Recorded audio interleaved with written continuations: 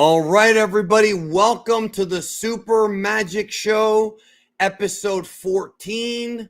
Welcome. Hope you guys are having a good day today. Happy New Year to all of you. Very excited to talk all about Dragon Ball with you today. Dragon Ball Daima was not on the air this week. On Friday, it was off the air.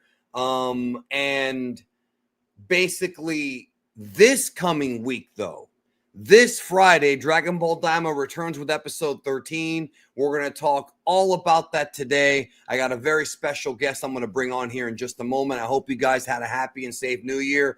On this stream, we're going to be discussing sort of 2025 being the first year that Akira Toriyama's not with us, and that's kind of a big deal. Like it's more of a big deal than I think people really understand.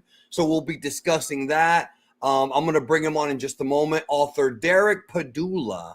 He's written a bunch of books. We've actually, I've interviewed him before, long form, and I've talked about his books. So we're going to bring him on. I hope you guys are having a great day today. Make sure you share this out. Also, I see we have some new members. I do want to say real quick for you guys, later tonight, I'm gonna be recording either tonight or tomorrow. I'm gonna be recording a special members only Q&A. If you are a member of the YouTube channel, one question per person. Me and Quaman are gonna do it 2015 style, like we used to do back in the day 10 years ago. It's been 10 years, dude. So that's gonna be a lot of fun. So again, that's only for members. You'll see it in the community tab. Go ahead and ask your questions. Let me go ahead and bring on our guest. Derek, welcome, man. How are you? Hey, Danny, I'm doing great. How are you? I'm wonderful, man. Happy New Year to you. You too. And yes, thank you. And I hope I hope things are going well for you. You know, this guy right here, I don't know if people understand, he's kind of the secret sauce in many ways to a lot of the, I guess you can say, deeper aspects of Dragon Ball. Before we get to the Toriyama talk, in the description, I have links to the Tao of Dragon Ball, as well as links to Derek's books. So Derek's written multiple books on Dragon Ball. You started, actually, before we go any further, I wanted to tell you something real quick. The screenshot you posted on Twitter, bro, I would take that down because it has the StreamYard. Here's why. It has the StreamYard link. And if people click the StreamYard link, they're going to be able to join us. And we don't want people to join us without. Yeah, I would just post. Yeah, because that, you could post a screenshot from the YouTube, but the one that you posted has the StreamYard link. And we're going to have it's potentially we could have dozens of people trying to join the call. And I don't want any guests. We had a call in the URL, in the picture. Okay. Yes. Yeah. That's just for you and I. Yeah. Cause the last week we actually had a call-in show and we did predictions, and I do want to get your predictions too for 2025. So you started with the Over 9,000 book, which was an analysis of Goku and Vegeta's relationship, which I feel like a lot of people get wrong. And I don't think it's really because of the dub. I think some of it has to do with memes and things like that. But then you started writing these thick, dense books about Dragon Ball. So I wanted to ask you, and I know I asked you this before, but for people who might be new, how did you sort of get into writing non-fiction books about Dragon Ball? Because your books, for those of you who don't know, he goes into literally in some ways panel for panel of the original manga, finding little things that are sort of pop culture references or film references or references to other Toriyama works. Where did this idea to write books came from?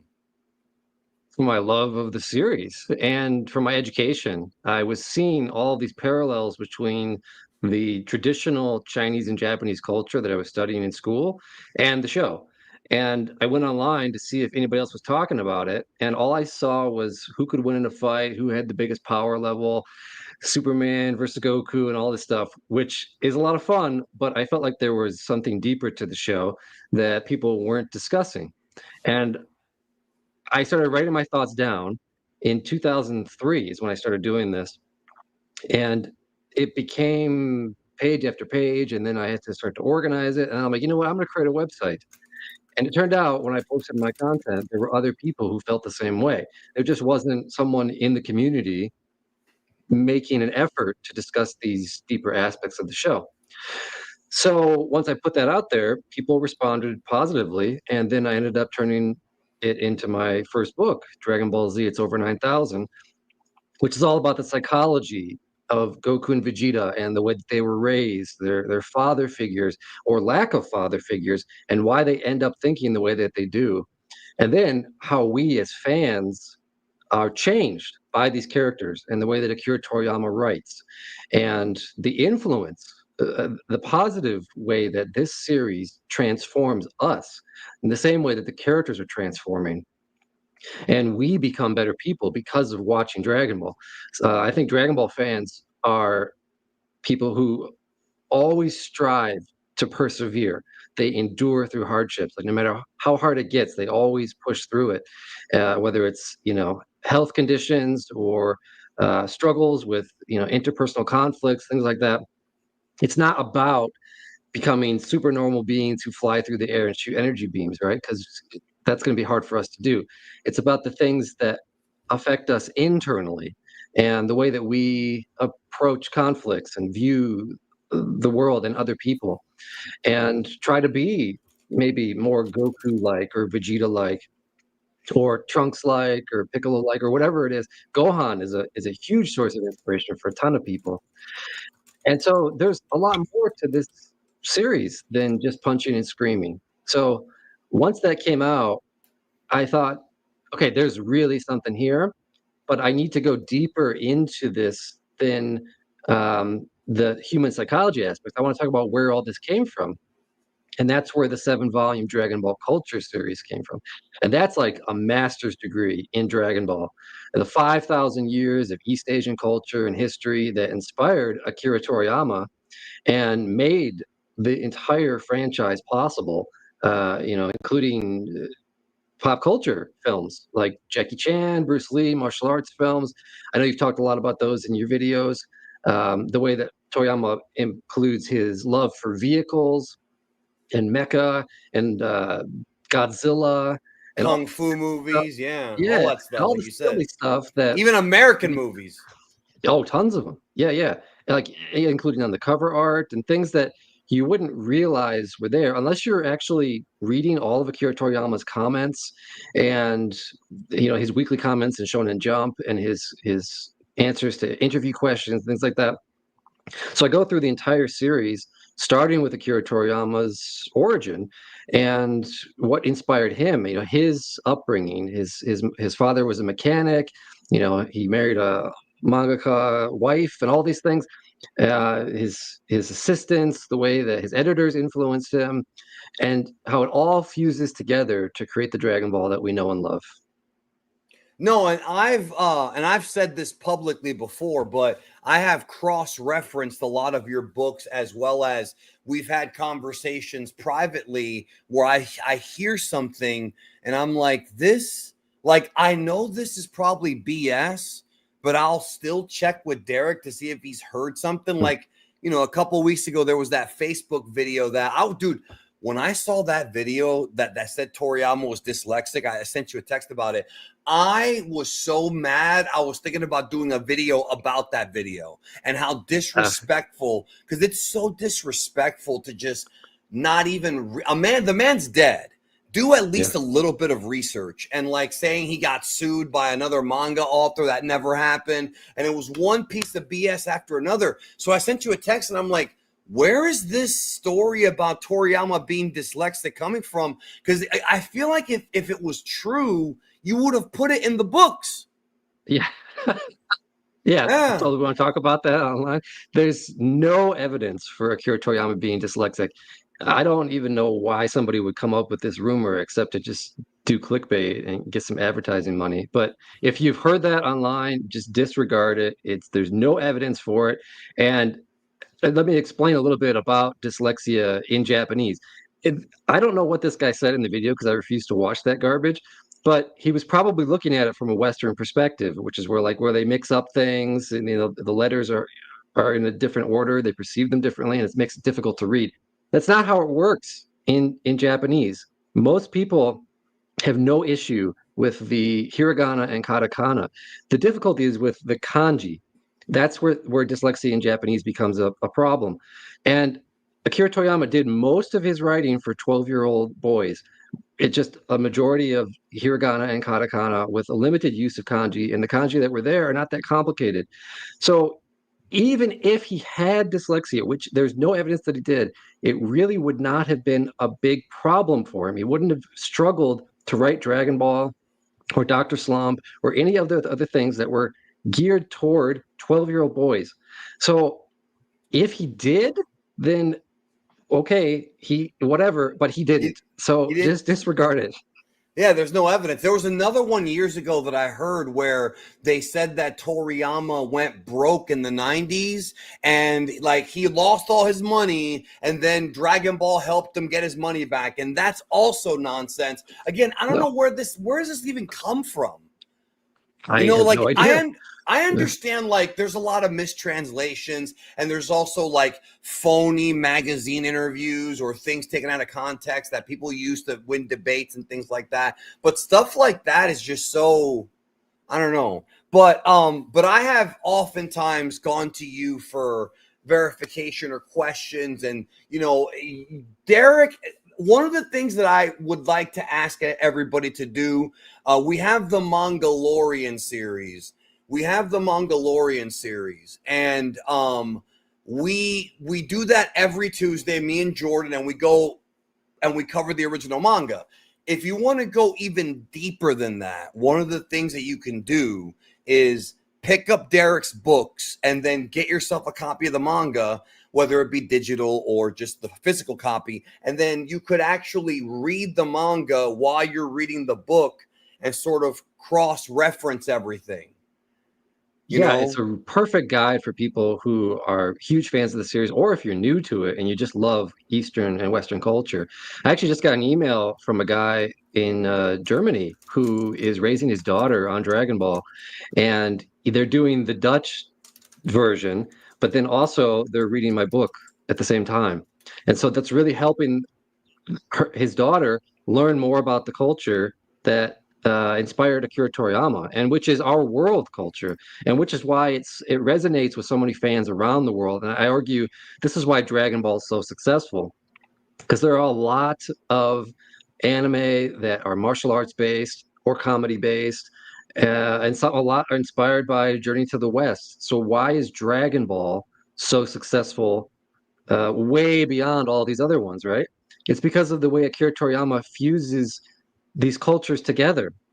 The 5,000 years of Eastern culture, the several hundred years of Western culture, the 7 different religions of Dragon Ball, which I talk about in my books, and then combines that with sci-fi and martial arts, comedy, and all of these things that people love, that Akira Toriyama loves. He was really writing for himself. Akira Toriyama's work is a reflection of his own mind and the things that he loved growing up as a kid. And he always tried to write a series that would be fun for kids, but also adults. And it's so accessible. It's beautiful to look at. It's fun and adventurous. Every page has something exciting going on, and it flows so smoothly. And the dialogue is easy to understand. The panel arrangement, everything is easy to process, which makes it go very quickly. So as you're reading it, it doesn't feel like you're weighed down. You're not stressed out. You're actually freed from whatever it is you were stressed about in real life. It's a perfect escape for whatever you're dealing with. But then as you're reading it, you start to reflect on what you're actually going through in life. And then you go, oh, wow, that could help me. That teaches me a little bit about how to approach this problem I'm facing. So I find it as a guide to my life, which is really a much going beyond the surface of, oh, it's a silly comedy where guys scream and get huge. It's really much more than that, and it inspired me to do the martial arts, to get into kung fu, to train with the Shaolin monks in Beijing, China, to learn Chinese and Japanese, to learn how to meditate. And it has affected every aspect of my life, including my career. It's my full-time job to write about Dragon Ball and to interact with fans around the world who love this series so much. So I know for a fact that Dragon Ball changes lives for the better, and it saves lives. It people who were depressed and suicidal, they survived because of Dragon Ball. And there are very few series that can do that. And it's something about Akira Toriyama's writing. He gets a ton of credit for his art because he's an amazing artist, but he should get a lot more credit for his writing and the way that he added a spirit to this series that lifts people up. And it's something that I could talk about for another 20 years because it's about the human condition and what it means to struggle and to go through those hardships and become better in the end because of it, or as you're going, because it's a journey. So there's a ton to it, and I absolutely love this series and its fans. One of the things you said that was on point that I think a lot of people, I've talked about this for a while, and I'm glad you said it too, is that Dragon Ball, because of the way it looks, it's got a very distinct look compared to other anime. There are certain anime that has, I guess you can call it the anime look, and there's nothing wrong with that.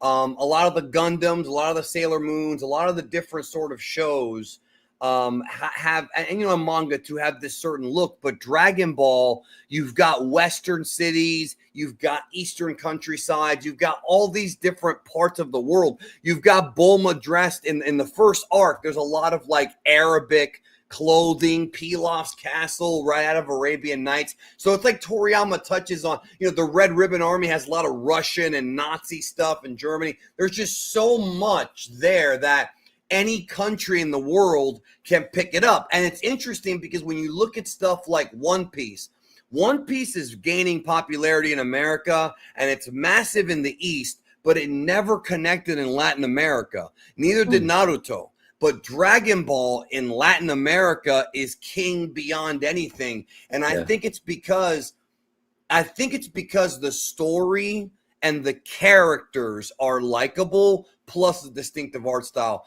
There was a debate that went on this past weekend, like actually yesterday on Twitter, that I found out about this morning that I chose not to get involved in because I saw some comments that were very annoying, very irritating, and if I got involved, it would have just caused drama. And the problem with social media is people pick sides of their favorites, and it just becomes a shitstorm. So I've tried to stay out of that. But there were people saying like that Dragon Ball has no story, and the people that say that, I don't know if like they're fucking stupid or if they like only have played the games. Like, it's very strange to say that. And I understand that look, I'm the first one to tell you, not every Dragon Ball fan is going to be interested in watching detailed deconstruction videos. Not every Dragon Ball fan is going to want to read your books. They should, but some of them just don't see it past a fun show to watch. That's just how some people are. But to actually come from that perspective and then tell other people that it's weak or that it has no story or that like none of that matters, it's absolute unabashed arrogance. But at the same time, it's arrogant of somebody like me to tell somebody else what to enjoy. All I do is just tell them, hey, you should or you should not. But I saw that and I wanted to pull my hair out. Luckily, I didn't read on because it was just, the whole thing was that basically there's a controversy now with Dragon Ball Daima. And I want to ask you your thoughts on Dragon Ball Daima. Sure. Because Dragon Ball Daima is the most Toriyama Dragon Ball series that's come out in ages since the original run. And the reason why I know that is not because I've read Dragon Ball or watched it. It's because I've looked at his other works. I've looked at Dr. Slump. I've looked at Koa. I've looked at, there's so many, Pola and Roy. There's so many of them out there. And I think once you I think once you look at his other work and you see that this guy was really primarily a comedian, he almost stumbled into the fighting manga. A lot of it was Torishima's influence. When I see, for example, Derek, a few weeks ago, when Majin Ku debuted, Mm. I was explaining to people, I even told them months ago, Majin Ku is not a serious villain. He's a goofy joke character. And then when it turned out that he was a goofy joke character, people were and people were saying shit like that like people say things, and I wonder if there's actually a brand between those two ears. They said shit like, well, Dragon Ball Z never had any joke characters. Dragon Ball Z was always serious. And I'm like, did we watch two different shows, bro? Because Yeah. Captain Ginyu and the Ginyu Force was fucking goofy. Not Um, to mention Majin Buu was goofy. yeah, Majin Buu himself, the fat version, the kid version, they were all goofy. And it's Yeah. so like, I think what happened is, this is my opinion. I think people jumped onto Dragon Ball Z during the Frieza and Cell arcs, which were the darkest part of the series. Mm. And I think a lot of them, because they watched the dub, which made things even more edgy, I think that they think that all of Dragon Ball is just the Frieza and Cell arcs, when that's a small part of the whole Yeah. story, which is not that serious and not that dark. Right. Yeah, you make a lot of good points. Toriyama started out as a comedic writer with Dr. Slump, his first big hit. And people who have never read that maybe and only watched those portions of Dragon Ball Z that you mentioned, maybe they haven't even watched the first like half of the series. They A feel lot of them like haven't. yeah, and they feel like, oh, it's a different series. It doesn't exist. It's only Dragon Ball Z or whatever. They're missing so much. And I know I've written over 2,000 pages about what went into this portion of Dragon Ball.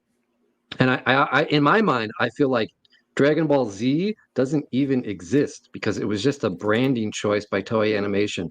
The entire series as a whole is Dragon Ball. And if you're not watching the first half of the series, then are you a real Dragon Ball fan? Do you like Akira Toriyama's work? Or do you just like Dragon Ball Z? And do you just like the Americanized Dragon Ball Z, where it's There's even a lot more? of people like that, man.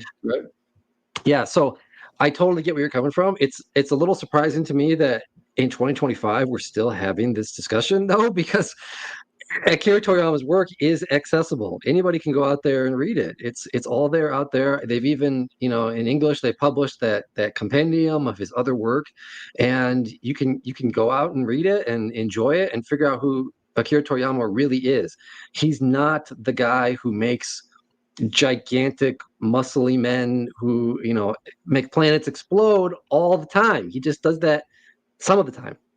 So to really appreciate Akira Toriyama, you have to get into his mindset and understand that he wants to be silly. He wants to be lighthearted and fun and make pure entertainment for 12-year-olds. So if you're expecting some deep, dark, dramatic content with Akira Toriyama, then you're going in with mismatched expectations. And maybe that's why you're disappointed. And maybe you think Dragon Ball Daima isn't any good because it didn't take Dragon Ball Z to the next level, or your favorite parts of Dragon Ball Super to the next level. But Dragon Ball Daima is Akira Toriyama's mind. It's what he gave us before he died.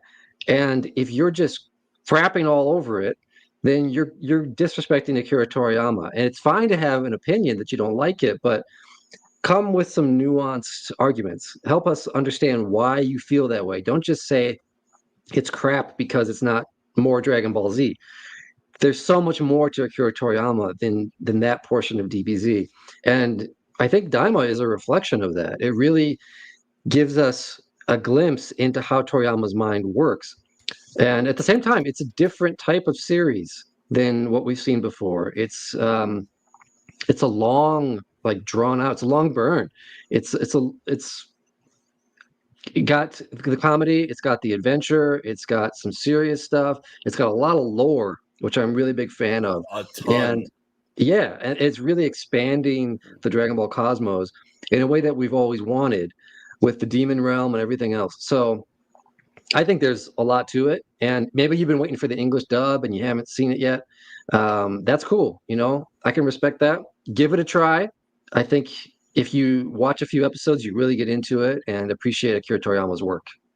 Yeah, and the thing is, so that kind of like based on the way you're commenting, it tells me that you do like Daima, and I had a feeling that of all people you would like it, because like I'm watching it and I'm like, this is so, because it's not like you still have your badassery. Nobody can argue that Goku versus Tamagami 3 and Vegeta versus Tamagami 2 were not straight badass fights. And Daima is the 40th anniversary series, so it's got elements of Dragon Ball, Z, GT, and Super. I've said that till I turn blue in the face. I look like I'm from the damn Demon Realm with how many times I've said that, how blue I've gotten. You know what I'm saying? That's so you're going to get a mixture of a lot of different things. You're going to get a mixture. So it's weird because like you're going to get like, because unlike the other anime, because Toriyama wasn't super involved in the anime the way people think he was. With Daima though, it's the first time they ever submitted screenplays and scripts to him to verify. That didn't even happen during Super, which is why we have like characters like Kale that Toriyama didn't come up with, and certain changes that weren't in his manuscript. This is the purest it gets. Now, I do want to say this though. I understand people who like the darker side of Dragon Ball. I can't even front, because I like that stuff too. It's just an understanding of, well, Daima's going to get dark. It's just that we haven't gotten there yet. It's still sort of, when they get to Demon Realm 1, we have, and this is not a spoiler, this is obvious. Everyone comes together. We've got the Goma Degasu group, we've got Arinsu and her Majins, and we've got Goku's group. And when everyone comes together, that's when all hell's going to break loose. Let me get to this quick comment here about you from Gaming Hub UK. He says, thank you for all your books. Extremely helpful to understand Dragon Ball. Hope you two have a great and prosperous 2025. Thank you, Gaming Hub UK. Thank you very much. It's great to see you on the chat. Yes, Junior says Paula. I think he meant to write Padula, and then it auto-corrected. I'm proud of myself. I did not spell your name with 2 L's this time. I did that last interview years ago, and I was like, he made his bed. Yeah, unlike me, bro, he makes his bed. All right. So, yeah, it's the first thing I do when I get up. I think it's a really good disciplined habit. Yes, I've heard that. I've heard the same thing. I sometimes I'm not that disciplined, to be honest with you. I should be. I've heard people say that when you go as dark as the Cell Saga, you can't go back to the goofiness of before. That's why the Buu Saga suffered. I don't know about that. I don't know. I think based on comments I've read and seen, I think the issue people have with the Buu arc is that it feels, when you get to the final third, that Toriyama's doesn't really know how to end it, because you've got Gotenks, you've got Gohan, and I think people were really into Gohan taking over, and when that didn't happen, I feel like, and this is not necessarily my opinion, although it was when I was younger. When I was younger, I always used to tell myself, okay, you know what? Ending of that Cell was a more poetic ending. But when I rewatched it as a grown adult a few years ago, the entire thing, I said, you could do that, but you're missing Vegeta's completion of his character arc, and you're missing the fact that to beat Majin Buu, it took everybody's help. And that's something that you never saw before. And you saw cameos from characters all throughout the series, so it really felt like a series finale. So now I look at the Buu Saga differently. Yes, there are parts of the Cell Saga that I love more, and yes, the Gohan arc is great, but I do appreciate the Buu Saga for what it did. So what do you think? You've been into the series probably as long as I have. What has your opinion of the Majin Buu arc changed, and do you think that they went too dark with Cell to where they couldn't go back? No, I don't think that at all. It's a perfect example of Akira Toriyama's mindset. So people say, I never even heard this, that the Cell arc was too dark, because when I look at it, I think of Mr. Satan. I just think of a silly, normal guy fighting amongst crazy, super powerful aliens, and it makes me laugh. It puts a smile on my face, and I think that's Akira Toriyama. He pairs these things against each other, what I call Akira Toriyama's rule of opposites. He always pairs black against white. It's like, Listen to this tall, guy, bro. yeah, I'm sorry, tall I'm and putting you thin over. versus short and fat. Or just right at the start, you've got Goku, Eastern boy, and then Bulma, a Western girl, and they are complete opposites. And she literally crashes into him, right? So like when you combine these things, you get this contrast, and it makes it easy to understand who these characters are and the worlds that they're coming from, and you get those this culture clash, and it makes it way more interesting. And Akira Toriyama does that from the beginning of the series all the way up to now. And so when you're like, oh, Cell's so dark and everything, I'm like, no, you got Mr. Satan, you got all sorts of silly hijinks. It's a fun, lighthearted thing, even in its darkest moments. And the Majin arc sort of flips that and does the opposite, and it makes it more lighthearted with some darker moments. I mean, you've got Majin Buu literally going inside of a man's throat and then exploding his insides outside, right? I mean, you And you can got him, explode in a man's throat, but not like yeah, that. You know right, what I'm yeah, yeah, saying? yeah. And then he kills every human being on Earth. Okay, that's apocalyptic destruction. Super That's Saiyan pretty dark. 3, yeah, and like the earth is shaking and the heavens are quaking and all this stuff. So, but at the same time, it's still lighthearted. It's still fun, and that's Akira Toriyama's magic. That's his charm that we also see in Daima. And I think people are responding to it positively. I just saw that on the website Anime Corner, they ranked Dragon Ball Daima as the number one adventure series for this season of anime. So people are enjoying it, and they're accepting it for what it is, and I think that's just beautiful to see. Well, I think Dragon Ball's always been an adventure series. It's just it's just people forget. People think it's just fights. I wanted to ask you real quick how many languages have you had your books translated into? Because I know there was a Spanish and an Italian. How far are we go Yeah. or are you going with that? There's also French now. Dragon Ball French, Z, it's over okay. 9,000 is available in French. Yeah, and the French fans are loving it. The Italian fans are the biggest supporters. I get most of my sales from DBZ fans in Italy.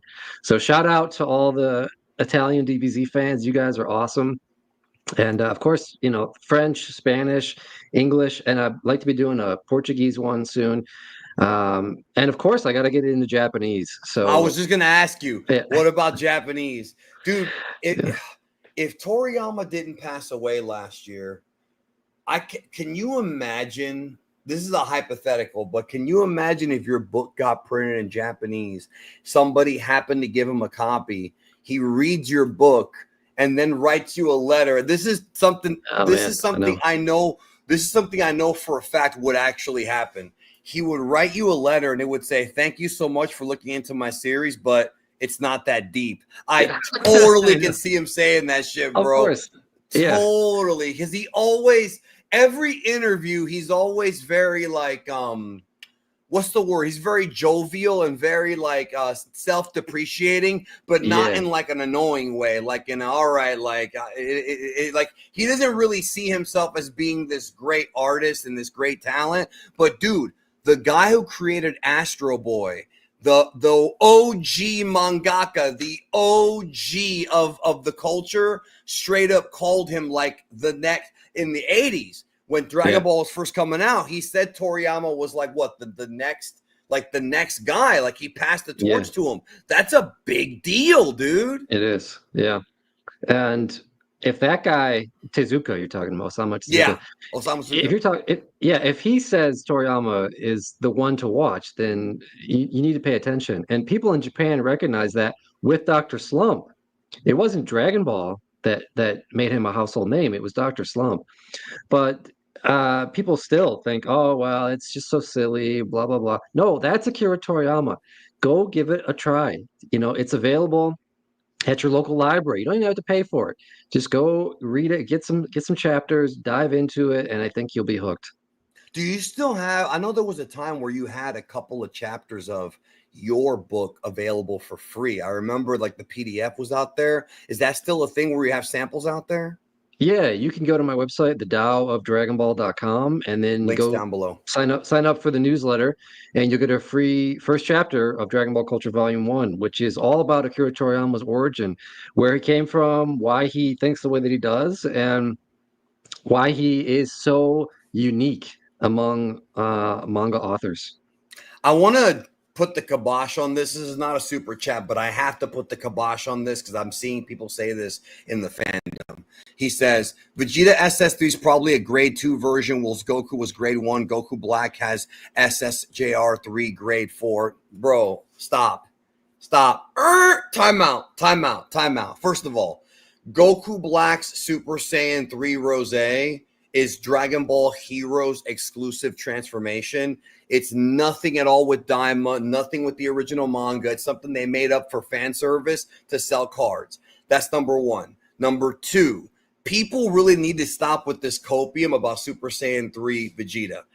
I have the Toei Genga. I have a copy of the Toei sheet on my computer. That's how I knew what he looked like back 4 months ago. And you know what it says on that sheet? It doesn't say Super Saiyan 2.5. It doesn't say Super Saiyan 3.2 or whatever version of Windows. No, it says Super Saiyajin 3 Vegeta.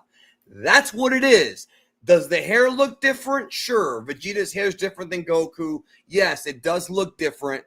That's what it is. It's obviously a design choice. What do you think, Derek, about Vegeta's SS3? But because that's what it is. You're looking too deep into it, friends. Don't look deeper than what it is. What do you think? I'm a little perplexed by the question to begin with. I mean, well, people think because the hair's not the same, it's like an alternate version. Maybe it is, but according to the sheet, it just says SS3 Vegeta. Yeah, well, I mean, it just came out like a week ago, so I don't there's no official, did you like documents it? about it. Yeah, it was fun. I thought like it came a little, I want to say it came a little easy because we didn't see Vegeta's training to give it to us. But you could say the same thing about Goku when he debuted Super Saiyan 3, right? They kind of skipped that part and then showed us the result of his training, which is common for Akira Toriyama to do. So I'm not too upset about that. It's just, it was like, oh, okay, there's a new thing here. And it came a little bit out of nowhere. So I wish there was a bit more of a struggle to it, but other than that, I thought it was fine. Did you like the episode? I mean, I thought it was just beautiful, like him breaking the trident. Like it was as close cool. as you're gonna get to a badass DBZ moment, Yeah, my favorite so far has been the one where Goku does the fight with the Tamagami. That was incredible. Episode 8. That's your favorite episode so far. Yeah, because it was a climax of everything that had been built up prior to that. And some of the episodes had been a little bit slow, and I kind of wish that there was, I mean, they add a fight to every single episode, which is good. You get some action. But that was like, okay, this is the result of everything that has been built up to this point, and we can see that the animators are just going to town. The music was good, the voice acting was great, and I thought the writing was good too. So that's my favorite so far. And I know everybody flipped out on the internet when Super Saiyan 3 Vegeta showed up, but I'm watching it on Netflix, so it's a week behind Crunchyroll. And so there was just like, oh, I go onto social media. Oh, it's been spoiled for me. Great. Well, it Which wasn't wasn't me, the was it? case. I don't think so. No, it was like dozens of other people. So I'm not sharing spoilers. I mean, we're having a spoiler discussion right now, but I don't do that on my social media out of respect for fans. So that it's I it's a do. new thing, yeah, I know. I do, but not as much as not as egregious as before. I'm starting to do that thing where you do the where you mark it as being sensitive, so you have to click it to actually see the image. So Oh, okay, sure. yeah, Well, you that's can do also that now. that's good. Yeah, that's a Yeah. better idea, I think, is then I can post it for those who want to see it, and if you don't, just don't. I just tell people just to be safe. if you haven't seen Daima, just stay off of social, because you will open the app, and this is nobody's fault. It's just the fandom. You'll open the app and you'll go to Instagram, and the first thing you see is a screenshot from Daima, even if you don't mean to. So put down the phone. This is not to you, Derek, but I tell people, put down the phone. Stop your addiction to the phone and just watch Daima and then go on social, because otherwise you're risking getting spoiled. You may or may not get spoiled, but you're risking it. So yeah, I've had to do the same thing. So now I'm just trying to post content more than I read. And it's actually helping my mental health. It's really helping me. It's kind of a New Year's resolution to just stay off of social media unless I'm putting some content out there, or I check, for comments if people are saying nice things, and I respond back, say thanks. That's cool. But the rest of it, I'm like, I need a break. I'm in the same boat as you, man. I only really read comments mostly on YouTube because it's my audience that I care about. I sometimes will reply on other socials, but there's a lot of what's the word I'm looking for? Like static. Like there's just a lot of conversations going on, and you're not really sure which people actually are genuinely like happy or sad, or you don't know what they're feeling. So it kind of gets confusing, at least for me.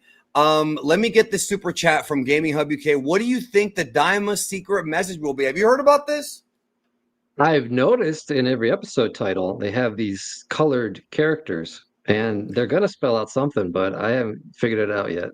I thought it was just a stylistic choice, but when Herms had translated that, no, like Akio said that this means something. I think, and I said it in my video the other day, I don't think it's some kind of secret message that's going to announce the next project. I think it's something about Daima within Daima. They're not going to announce the next movie or the next like anime within this anime. As cool as I think that would be, let's be honest, Toei and Shueisha's marketing has been ass, not just for Daima, but also for Superhero. The only time that they got the marketing right was Broly. They got the marketing across the board right. But for Daima, bro, there were people who were like, I wouldn't even know what this was if it wasn't for you. There was nothing. Wow.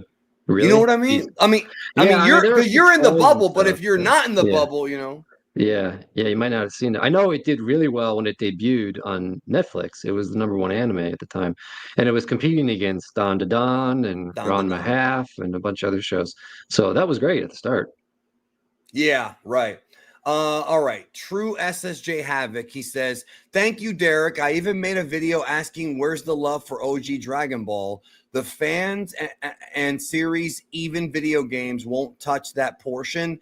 DBZ Kakarot had no reason to skip the first half. I agree with him about DBZ Kakarot, and he's 100% right. When the video games don't even acknowledge OG Dragon Ball or give it the respect it deserves, it makes people on a subconscious level think it matters less.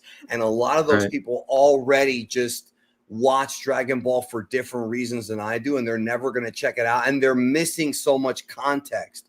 I don't know what's going to be done to fix that, man. I maybe when the eventual remake, when they readapt the entire manga and they have it just be one name, maybe that will happen when that happens. But we don't know when that's going to happen. What do you think? Well, yeah, I agree with all of that. I think when they did the DLC for Kakarot with the 23rd Tenkaichi Budokai, that was really cool to see. And I know a lot of people were excited about that. That's one of the best arcs in the entire series. I know it's one of your favorites. Yeah. It's the best. Yeah, even the best. Yeah. That's what I think. Yes, that's cool. Yeah, it's peak Dragon Ball. It does everything that you want Dragon Ball to do. It's fun, it's exciting, it's funny, it's got twists and turns, it's got a lot of suspense because you don't know what's going to happen, and it's just Toriyama at his best. So I really like that they highlighted that and brought it back for fans who may not have seen it, but they got to play it in the games. Yeah, it's unfortunate because sometimes, and somebody made this comment on social media a while ago. I forgot who it was, and they said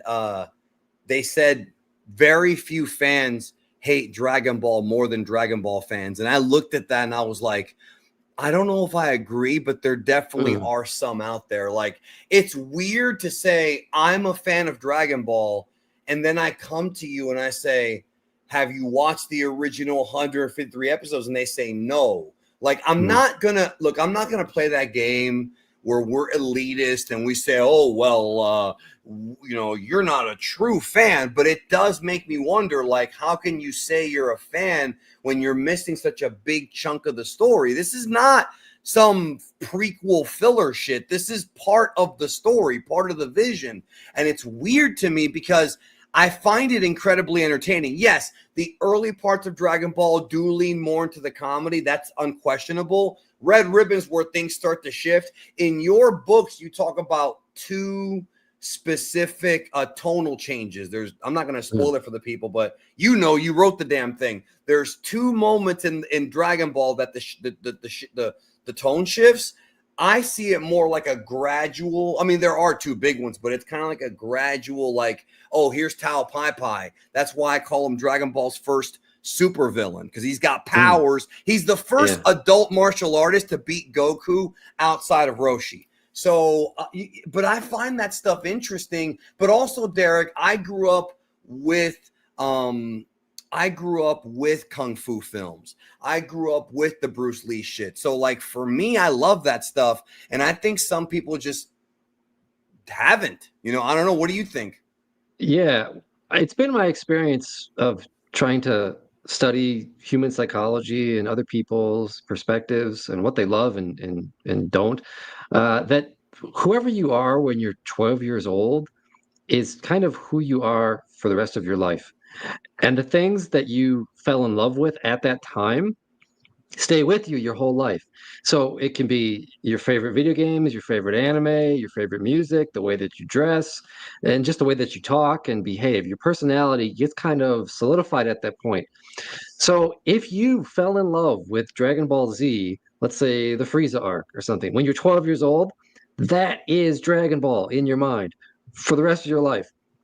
And it might take an effort for you to expand your mind beyond that and to go back and watch the stuff that you didn't watch growing up, or and even dive into Akira Toriyama's other work and to see that there's more to the series than that specific thing that you're emotionally invested in. And it's cool to love that, to have that be your favorite thing, but there's a lot more to it than that. And if you're saying that it doesn't exist or it's not worth your time, you're just wrong.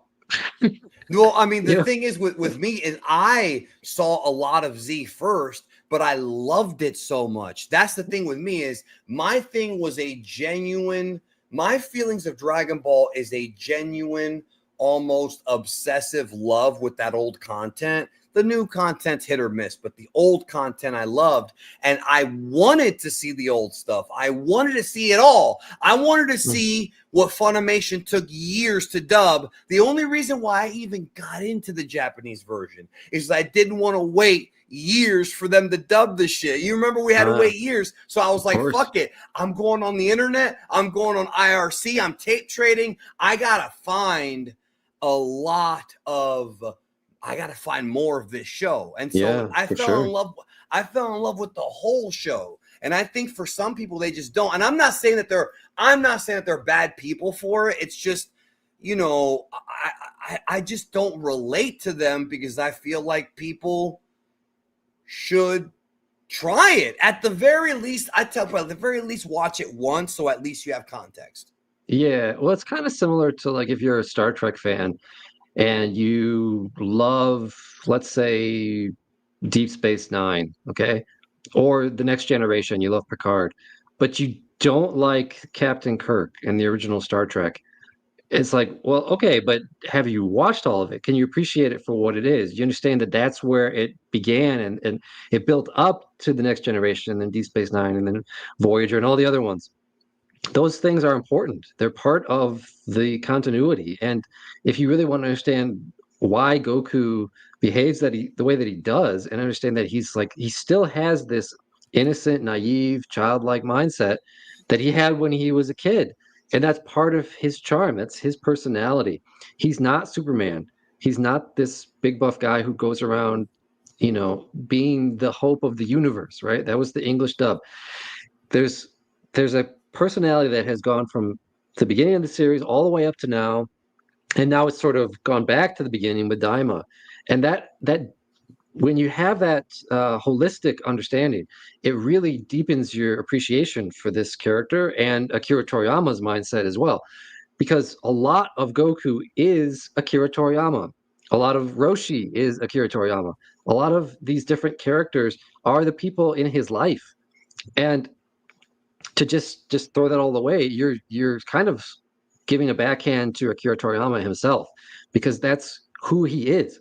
Dragon Ball is Akira Toriyama's mind. It's like everything that he loves. It's his perfect world, and there's just so much to dig into. And I really think, I mean, I imagine people who are watching your channel and who are huge fans of yours have done what you're asking them to do, right? Like they go and they A read the lot of them original. have. Yeah, Yeah, no, a lot of yeah. them have. Yeah, I've actually, I'm actually really proud, and it wasn't just me, but I'm really proud whenever I see somebody say, "Hey, I checked it out in Japanese," and usually it's about the voice. Like they're not used to Nozawa, they're used to Sean, Mm, and but I tell them, I'm like, if you start from the beginning, you will get used to Nozawa, and then once you hear her great performances, it'll just click in your head. And it always happens. Every single person mm. I've told to watch it in Japanese beginning to end, it just happens. It's like it's inescapable. It's like a trap.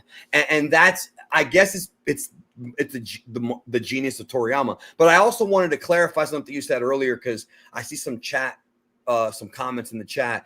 Derek is not saying that you can only, that when you fall in love with something at 12, it always stays there. Your love for it can grow or shrink. It's just that what he's talking about is imprinting.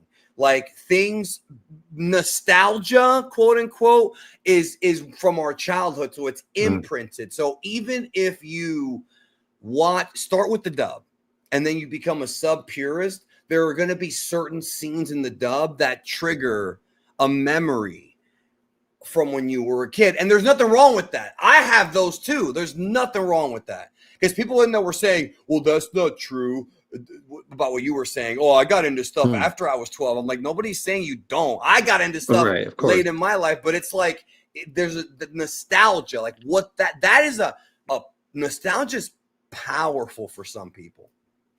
Yeah, it will actually, it can strengthen your love for things, but can also blind you to certain things, and it can stop you from experiencing certain things. So I guess Dragon Ball is such a huge series, and the way that it was delivered to us in the West meant it was fractured, It and was it's a not, mess. isn't. Yeah, it created a big problem for for decades now that we're still dealing with. It wasn't an issue in other countries, but well, we're still talking about it now. Yeah, it's never going to end. Let's get some more of these super chats. Some of these are from earlier. I want to get them out of the way. Robert Wolf said, "I've made no secret that I'm not a fan of the cast as kids in Daima, but it occurred to me good things did come out of." Well, there's more you didn't write. I don't know if you have to know super chat, but yeah, Robert Wolf has been very critical of Daima, and I have said this before. If I were in charge of Dragon Ball, if I were like the executive, Akio or whatever, I would not have gone with the angle of turning them into kids again, because GT already did something like that. But I had other ideas they could have done. Like, I'll be the first one to tell you, it's not what I would have done. But I understand why they did it, because Kid Goku with the Nioibo is iconic. The only thing missing is the Nimbus cloud, the King Tone. That's the only thing missing. So they did it to kind of bring back that classic image that we hadn't seen in so many years. What did you think? I'm curious. What did you think when you first found out that Goku was being turned to a kid again? What were your initial impressions? Be I honest. felt I felt good in my heart, like in my spirit. It was like, oh, we're going lighthearted. We're freeing ourselves. And it felt like Toriyama. And then I went on the internet and I just saw all these people crapping on it. And I thought, these people don't get it. They don't understand the way Toriyama's mind works. And now in hindsight, after he's died, I realized like, oh, this is what Toriyama wanted to give us. He probably, I mean, he knew his health was poor and he was struggling. So the fact that he chose to give us this as his final gift makes it all the more special.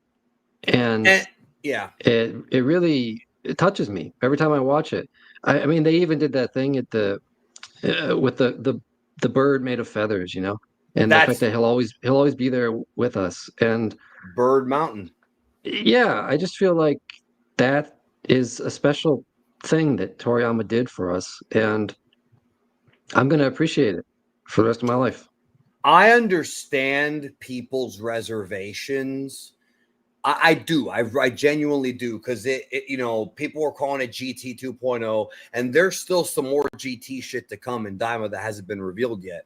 But like, it's a thing where like I was just so happy to get more Dragon Ball, and the way that the production was on this with 2 years of ahead of a production schedule, I knew it was going to be it was going to do a lot of the things that Super did late. Super didn't really get like smooth animation till the Goku Black and the except for a few small examples, Goku Black, and then later the Tournament of Power. Tournament of Mm. Power is one that I think they really excelled in, but Daima was getting all that from the beginning, and it's the thing is the thing that's weird about the Daima dislike is that I've talked about it. It's only 20 episodes, so it's not even that big of an investment. Like if you're a Dragon Ball fan, you can't watch Dragon Ball for 20 episodes.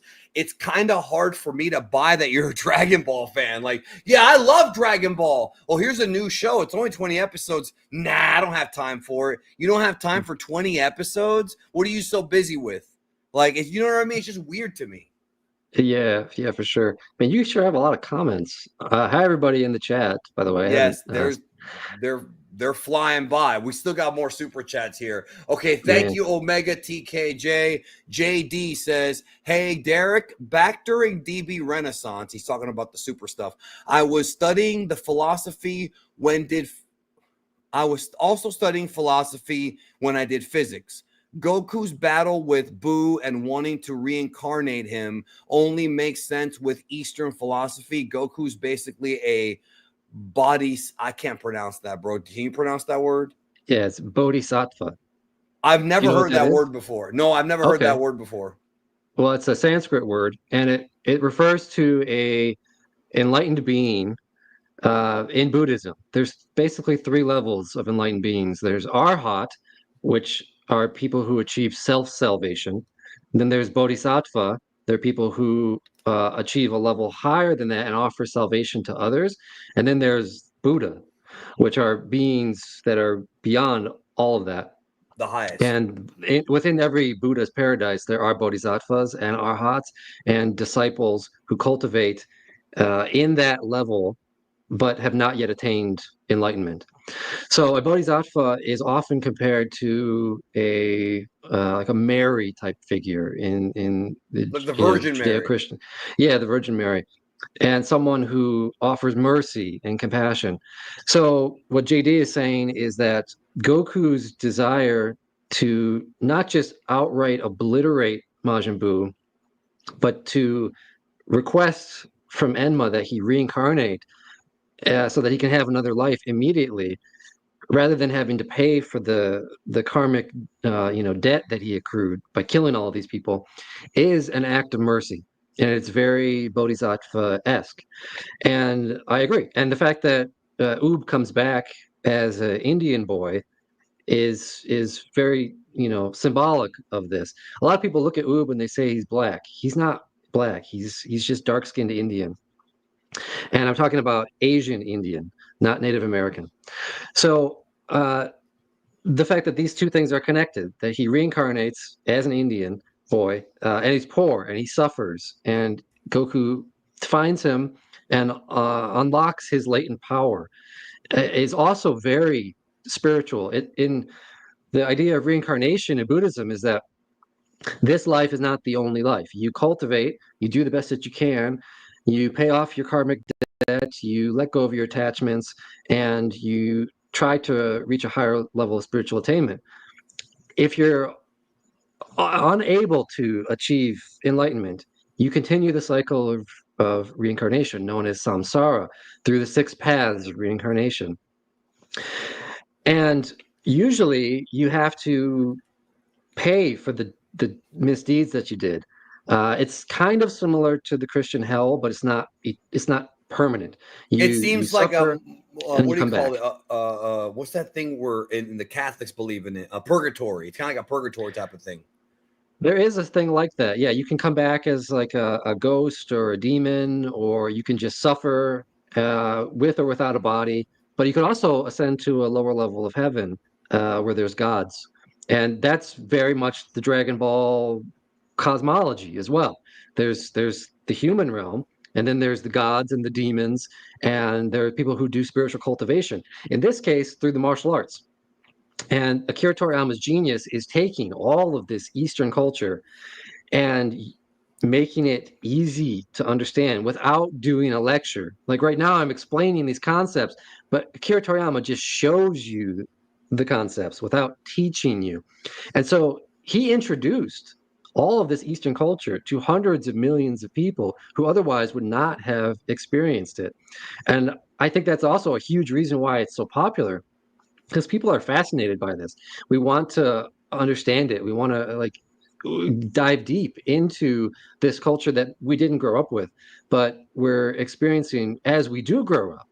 And so there's a lot to it. And I think uh, there's so many different aspects like this where Goku is basically a bodhisattva. Well, what does that mean? Well, we can dig into that for, pages and pages and pages. And that's what I do. And I love doing it. No, and the thing is for people to understand when you look at Goku's reincarnation of Oob, there's levels to this. So like the basic understanding is what Goku literally says before he finishes off Boo, which is, you kept transforming and it got annoying, but you were really tough to beat. Maybe you can come back as a good person. So his whole thing is this being had so much potential. Why let it go to waste? And because Goku wants to challenge himself and wants to train the next generation, by that point, he thinks Oob is a great candidate. That's all true.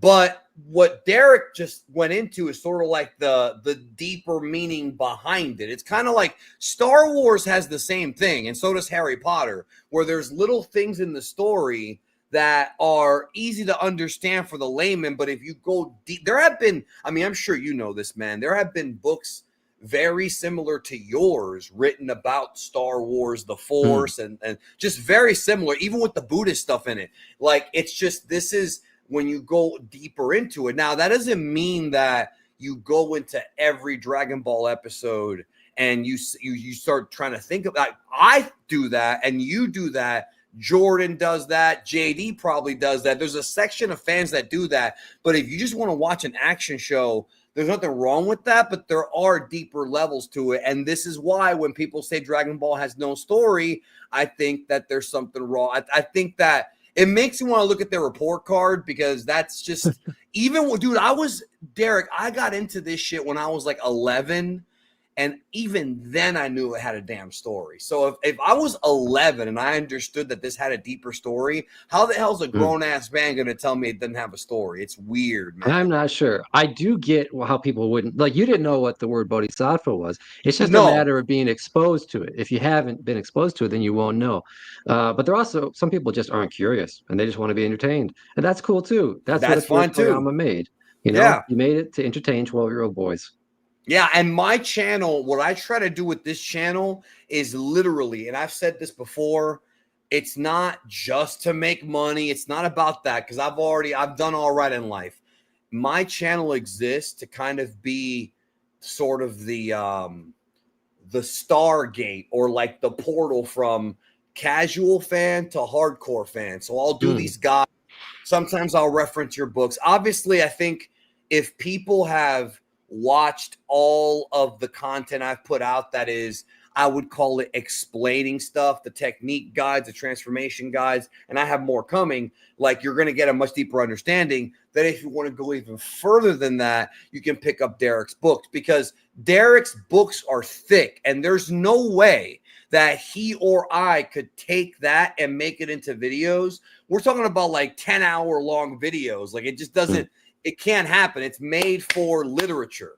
So Yeah, I I mean, that always say stuff there's is levels to there. this.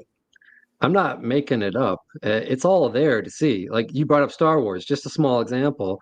I mean, you talk about the Force, it's just an equivalent of the Taoist philosophy. And Yoda speaks in a Japanese style, where the verb and subject and things are reversed.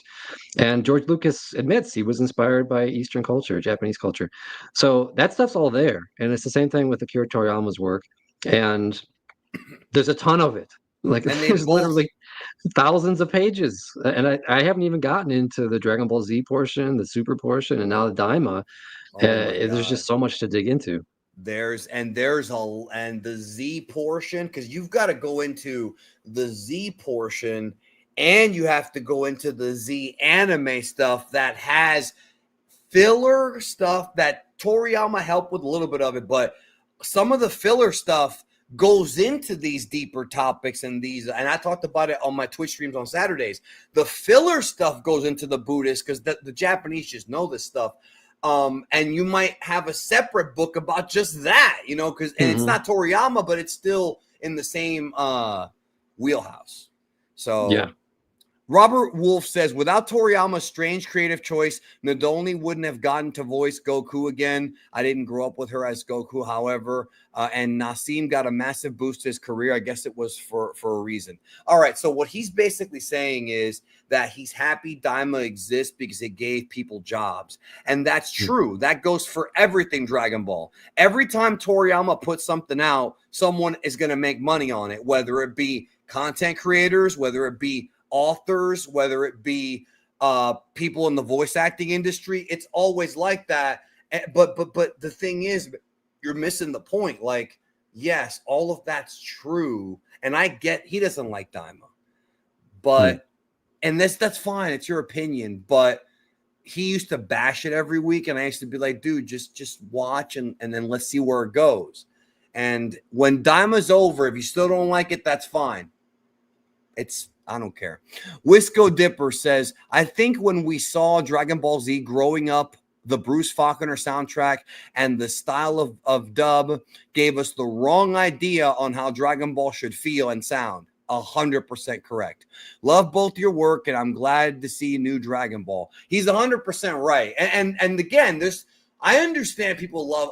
I'm not gonna sit there and say I don't get it. People love. My whole goal is, hey, you like that Dragon Ball Z? Let me show you the real shit. Let me show you what they were really intending. Let me show you Mm. the stuff that was censored from the dub. Wait a minute. Kami is a god? I thought he was a guardian of Earth. Wait a minute. It's not the home for infinite losers, it's hell. And then usually when I tell people, this has worked for me, Derek, I'll tell them, I'm like, Oh, the only reason this was censored is because the 90s were a very difficult and different time for anime, and because people at Funimation like Barry Watson think that yeah. little kids like you are stupid because they dumbed down Dragon Ball in that dub when it doesn't have to be dumbed down. Because here's the way I see it. If little kids in Latin America who got an accurate dub fell in love with it, little kids in Japan, China, Italy, France, every country, why do you have to make the American one dumber? What he's Right. basically saying is Americans are stupid. And that's pretty fucking offensive. And I tell dub fans that, I'm like, Barry Watson thinks you're an idiot, homeboy. And when I frame it like that, it seems to click like, yeah, why am I watching this fucking kiddie dub? I want to see hell. I want to see what they're really saying. It doesn't Mm. work for everyone, but you get my point, right?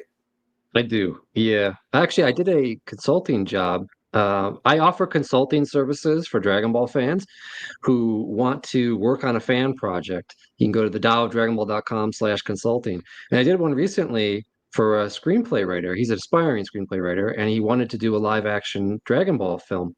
And it's a prequel for the series. Oh, it's all about Roshi. And in his script, I enjoyed reading the script. In his script, he used the Funimation dub names. So, he referred to Kami as a guardian and things like that, rather than a god. So in my consulting notes, I'm like, no, he's a god. He's a deity. He's inspired by Shinto. the Japanese native religion. And so even now, and he's a huge fan of the series. I got a lot of respect for him because he has a lot of respect for Akira Toriyama's work. It's just what he grew up with. And so he put those dubisms into his work that he had hoped would, he hopes will become an official live action film. It's just what we are exposed to. Yeah, it's not about erasing your nostalgia or making you feel like your childhood was a mess. It's more about, hey, like if you got into this show, because usually people got into the anime before the manga, it just depends. You should check out this version. This one's much more mature, and it's still goofy, it's still silly, but it's much more mature and it's pure.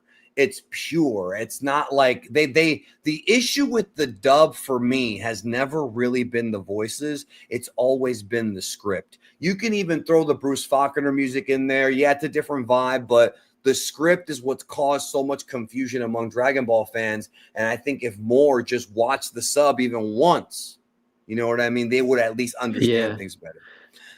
Or read the manga. Okay, Xavier says, I wish SS3 Vegeta was like Goku's and Gotenks, unless it was established back then that Gotenks had a different SSJ3 hair from Goku in the Buu saga. I think it's slightly different, but Vegeta's definitely looks different. Maybe they'll explain it. I don't know. It's not a big deal to me, though. Like, I get for some it's a big deal. I just kind of accept it. JD, once again, says, Bulwark is peak, and I think Daima enhances the original flavor. Well, yeah, Daima is a sequel to the Majin Buu arc, if anything. Like, that's what it is.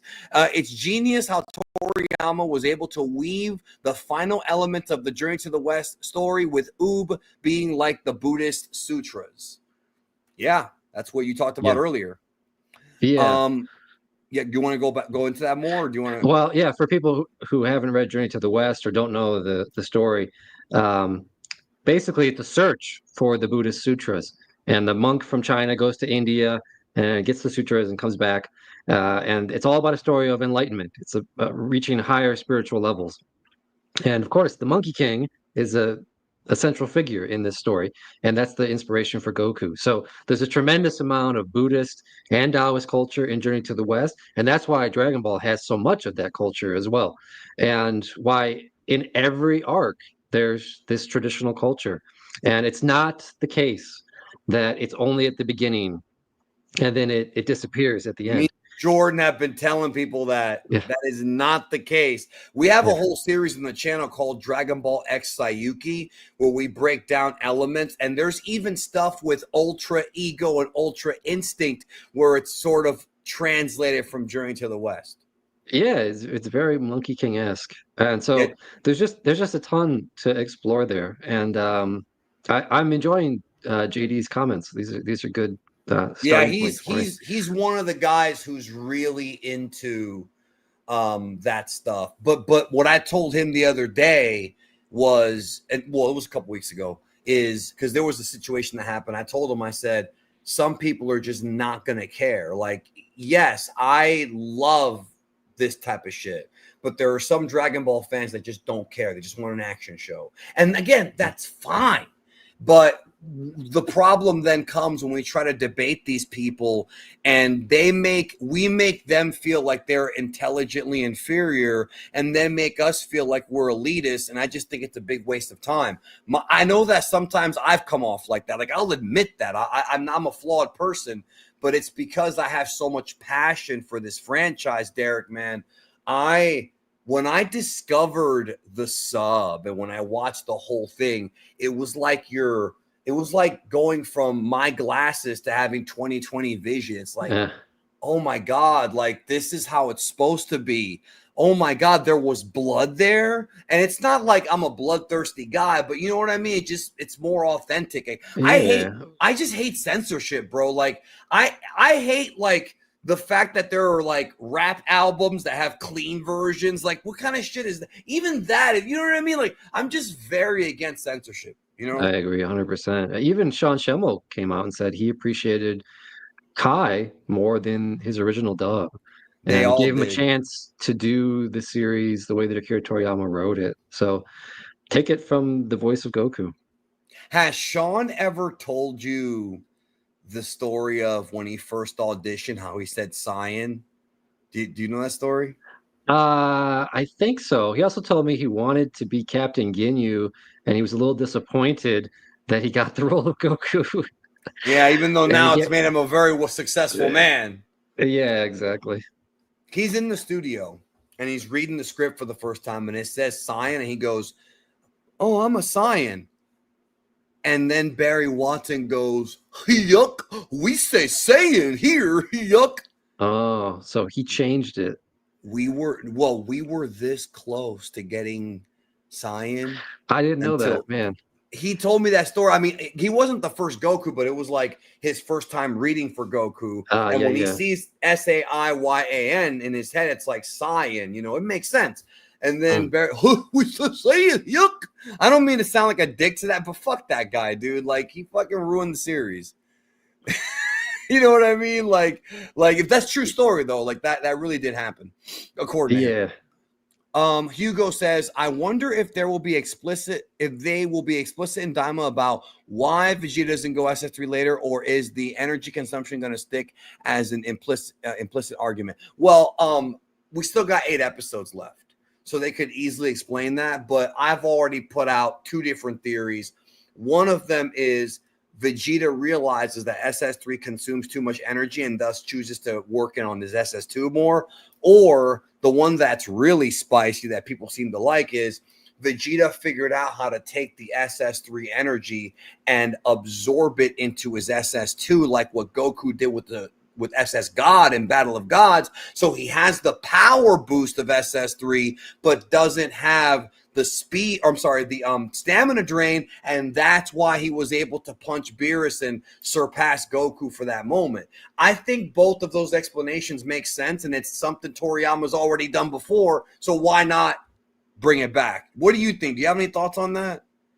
I do not. No. Okay. When it comes to this kind of stuff, I just sort of don't care. I appreciate that fans like it, but it's not what I get into.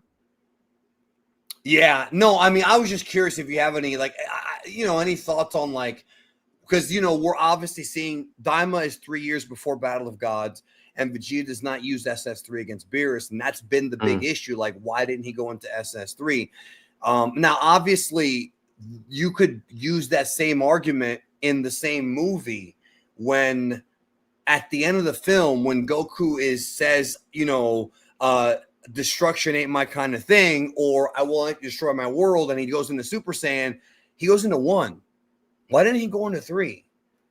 Because sometimes when you rage out, you don't just go into 3. From what I understand, Super Saiyan 3 is it requires a lot more concentration. That's the way I see it. Mm. Yeah, well, I look at it as an otherworldly transformation because King Kai didn't want Goku to do this because he thought it was so powerful that it could destroy the entire Earth. And it's something that he attained while he was dead in the other world. So it's really something that comes from that realm and is of a higher level, which reflects back on the Buddhist levels of enlightenment. And of course, the golden color is associated with Buddhism as well. So there's a lot of lore there, but it's never explained in detail.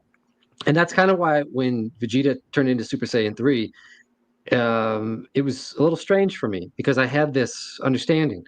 But they're in the demon realm, which is, sort of like a different. I can't say it's otherworld because they're not dead. Everybody's still alive. It's just like Well, an it's a different, like, inverse of, atmosphere. yeah, it is. So I'm not sure. We don't know anything about it. We just saw him do it, and then he kicked his butt, and then that was it. And now we're dissecting it with the limited amount of information that we have. So I'm But keeping an people, open mind, and I just want to see what comes next. I'm with you. I also want to keep an open mind, but people just love talking about this kind of stuff, man. Like, and that is one of the fun parts of talking about Dragon Balls. We do get to, like, sort of think things through. What I always Sure. tell people is, if you're going to come up with a theory, because this gives me headaches, think about your theory. Because I've seen people, hey, Geekdom, I have a theory. And the next, like, sentence is fucking stupid. And, like, I've seen people say that, like, just really stupid shit that makes no sense.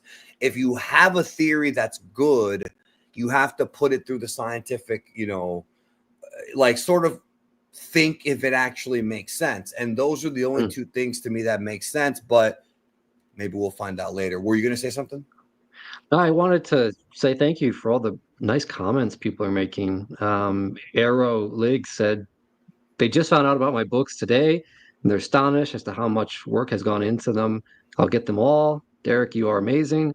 Thank you Get them so all. much, Arrow. That's really nice. I appreciate it. I write them for Dragon Ball fans like you. So your support is what makes it possible for me to keep doing this, and I am very grateful for that.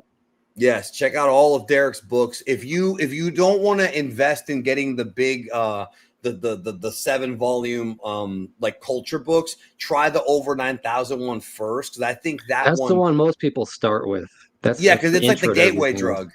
Yeah, Yeah, it is. because it's Goku and Vegeta. Everybody knows that, like, Yeah. There's a yeah. couple things I wanted to mention.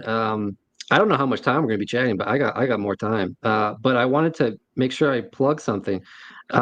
This on January 17th, I'm going to be doing a lecture on the effect Dragon Ball has had on the Black and Latin American communities and the way that it influenced Dragon Ball fans and became a part of their lives. And it's part of the Japan Foundation New York's YouTube channel. So it's going to be on Friday, January 17th at 1 p.m. on the Japan Foundation New York's channel. And there's going to be special guests, 3 special guests. I'll be moderating this panel, talking all about how much influence Dragon Ball has had on Black fans and Latin American fans, and why it resonated with them so strongly. So please check that out and go check out the JFNY. Yes, I send me a link to that whenever you get a chance. Okay. Because what I can do is I can just put it in the community tab and see who wants to check that out. So Sure. that, Also, yeah, I wanted to mention real quick. We were talking about Viz and Toriyama, and there's something I haven't told anybody, but I think was kind of cool. I made a concerted effort to try and work with Viz and Shueisha to produce a live action Dragon Ball film or web series. And I've been working on it for years, along with 20th Century Fox, and doing all sorts of, a lot of efforts to work my way in to be a screenplay writer or a producer or a consultant on a live action project. And I had a meeting with Viz, and we spoke about all the live action potential in Dragon Ball and the different series, and things were moving forward. And then Akira Toriyama died. And then that was changes the end. everything.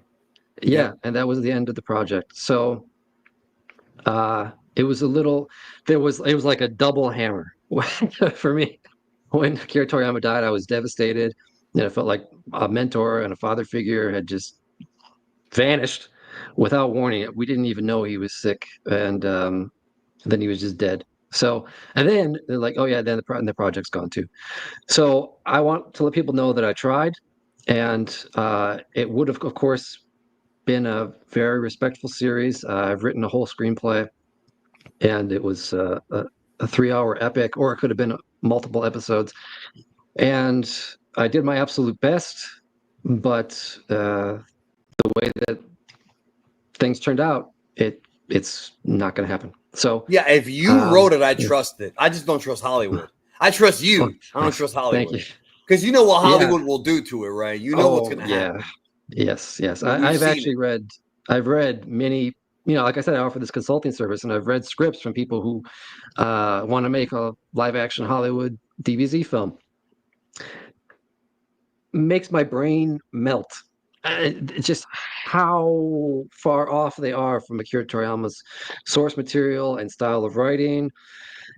And it was always a struggle for me, like, oh gosh, this is not how it's supposed to be, but this is what the person wants it to be, and I'm I offering this know. service, so I'm going to try to make it the best that I can be, that it can be. But this was something I wrote myself, and I really poured my heart into it. And people who read it said that it read like Akira Toriyama wrote it, which was the greatest compliment I could ever receive.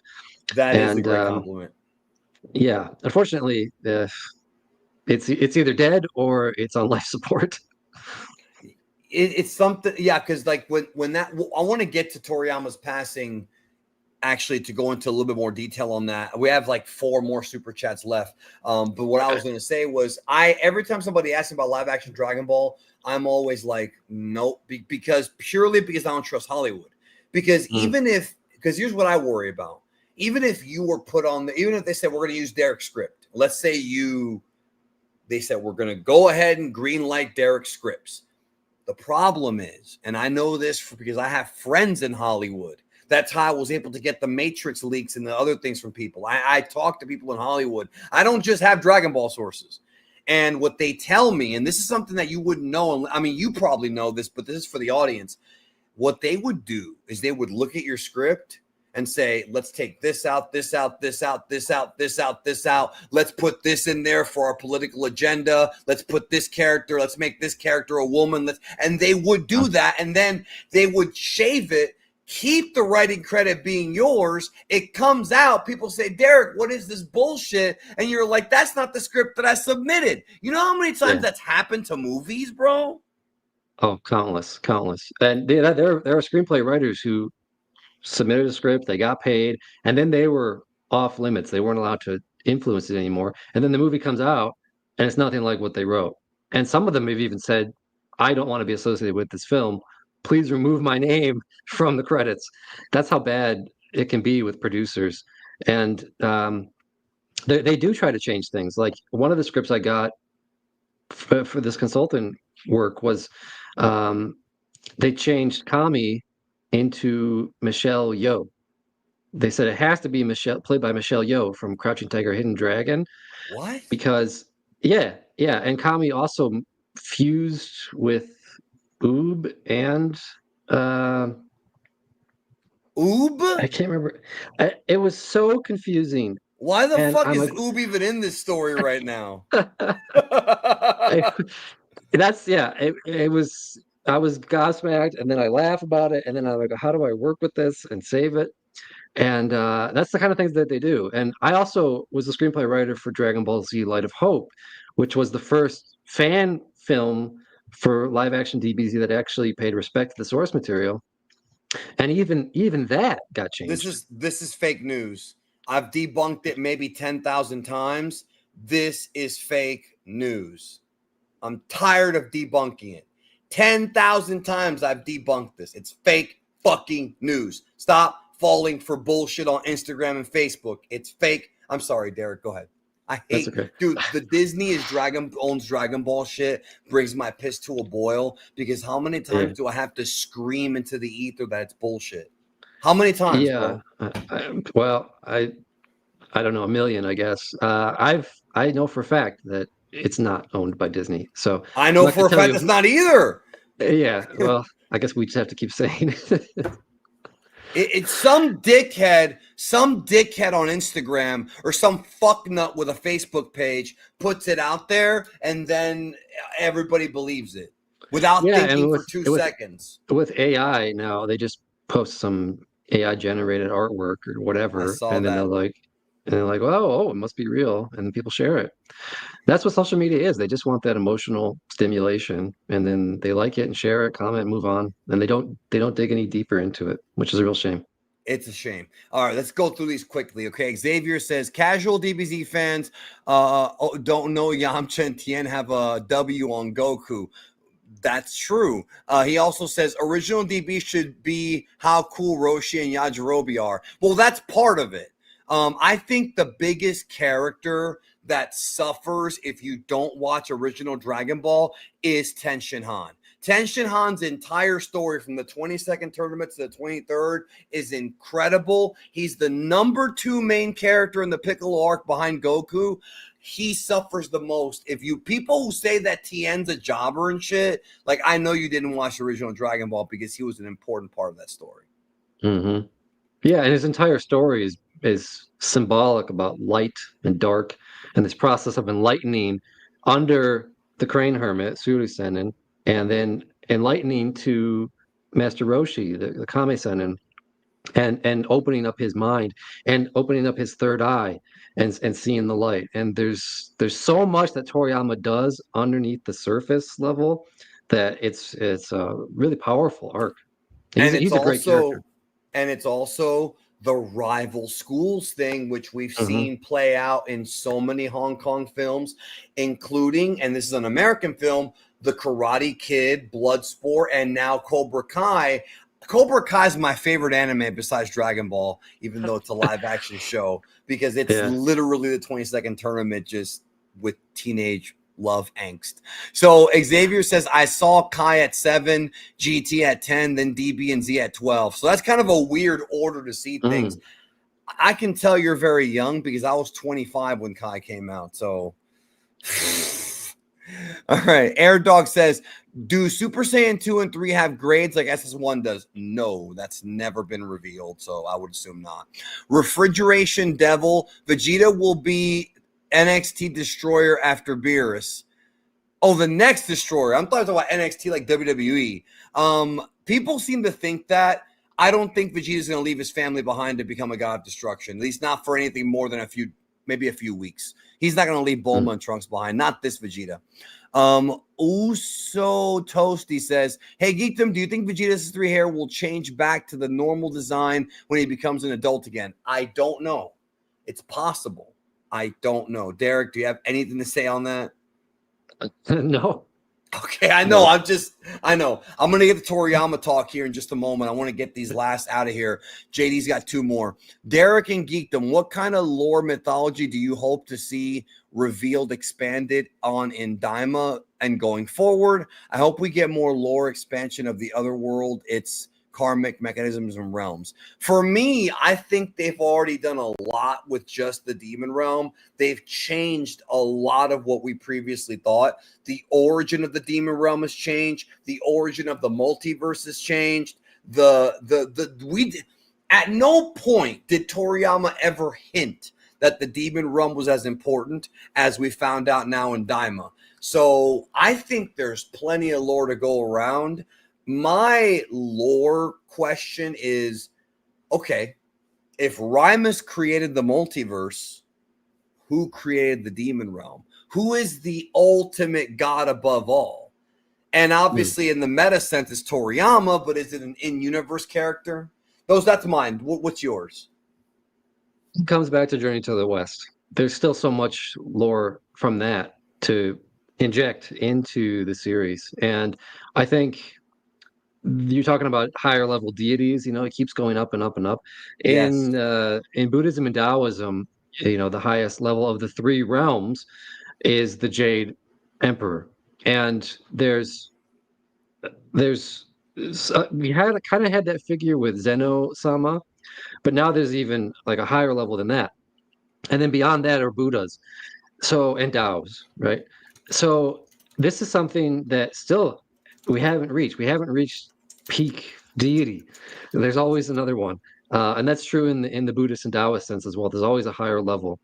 So like in Buddhism, there's the Tathagata Buddha, and that was what Buddha Sakyamuni enlightened to, the original Indian who practiced asceticism. He was a prince, and then he practiced asceticism and attained enlightenment and achieved the level of Tathagata.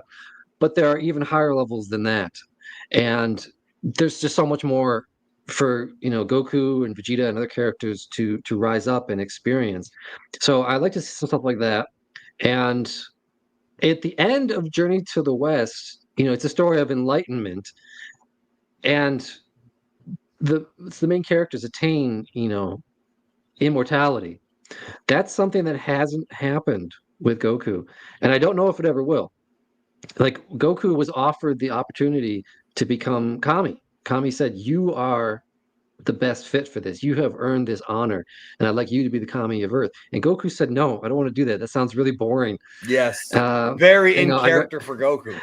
Yeah, exactly. And because he wanted to continue cultivating himself through the martial arts.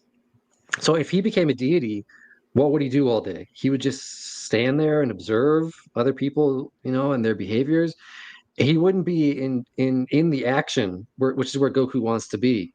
So like you mentioned, Vegeta becoming a god of destruction. If that happened, he would live for millions of years, and then everybody he knows would die, and then he would lose them, and he would suffer, and it would be a completely different character. So that's probably they could tease it, they can do things like that. I don't know if it would ever happen. Um, there's this thing about Dragon Ball that makes it so special, which is that it keeps going and going and going. And Toriyama's writing style is one where there's no definite ending. Every time he, like at the ending of Dragon Ball Z, Goku, you know, flew off with Oob, and the story was implied to continue. There was still more to go. And it took decades, and then we got it, right? And now we're enjoying it. And that's probably going to happen again. They're not going to put a definite ending to the series with Dragon Ball Daima. There's going to be more. We don't know what it is. But because it's all inspired by Journey to the West, we're going to get this lore throughout the rest of whatever comes. And then it's going to be fused with sci-fi and modern or Western culture and Toriyama's unique characteristics. Like, one of the things I really appreciate about Daima are the vehicle designs, the ships, the way that they look like little aphids, right? These little insects Little and these things that, insects. Yeah. yeah, it's just so Toriyama. Like he makes spaceships off of insect designs because Toriyama loves animals. He was a big pet lover. He had tons of pets, birds, dogs, cats, insects, lizards, all sorts of stuff. And he put that into the series because that's what he was looking at. It's what he was observing, and it's what he enjoyed. And kids love it too, and adults love it. So I think we'll get more of that, and I'm looking forward to all of that. No, same. And what's ironic, the most ironic thing about what you just said, and I credited you in the video, is the closest they ever came to actually capturing the Journey to the West was the end of GT, when Goku attains godliness from with the dragon. And it's so ironic that people write off GT. And yes, Toriyama did not write that ending, but it's still interesting that Kozo Morishita, who was the showrunner for GT, still thought of that to put it in there. And in many ways, I still hear people to this day say that GT is still their favorite ending. I get It's it. so emotional. Yeah, It's it great. really makes you, it hits you. It made me cry the first time I saw it. And still, I go back. I remember when Akira Toriyama died, I watched that ending and I just started bawling because it's so powerful. And the music is great too. It's really sentimental. It was just like when Hiromi Suru, the voice of Bulma, died.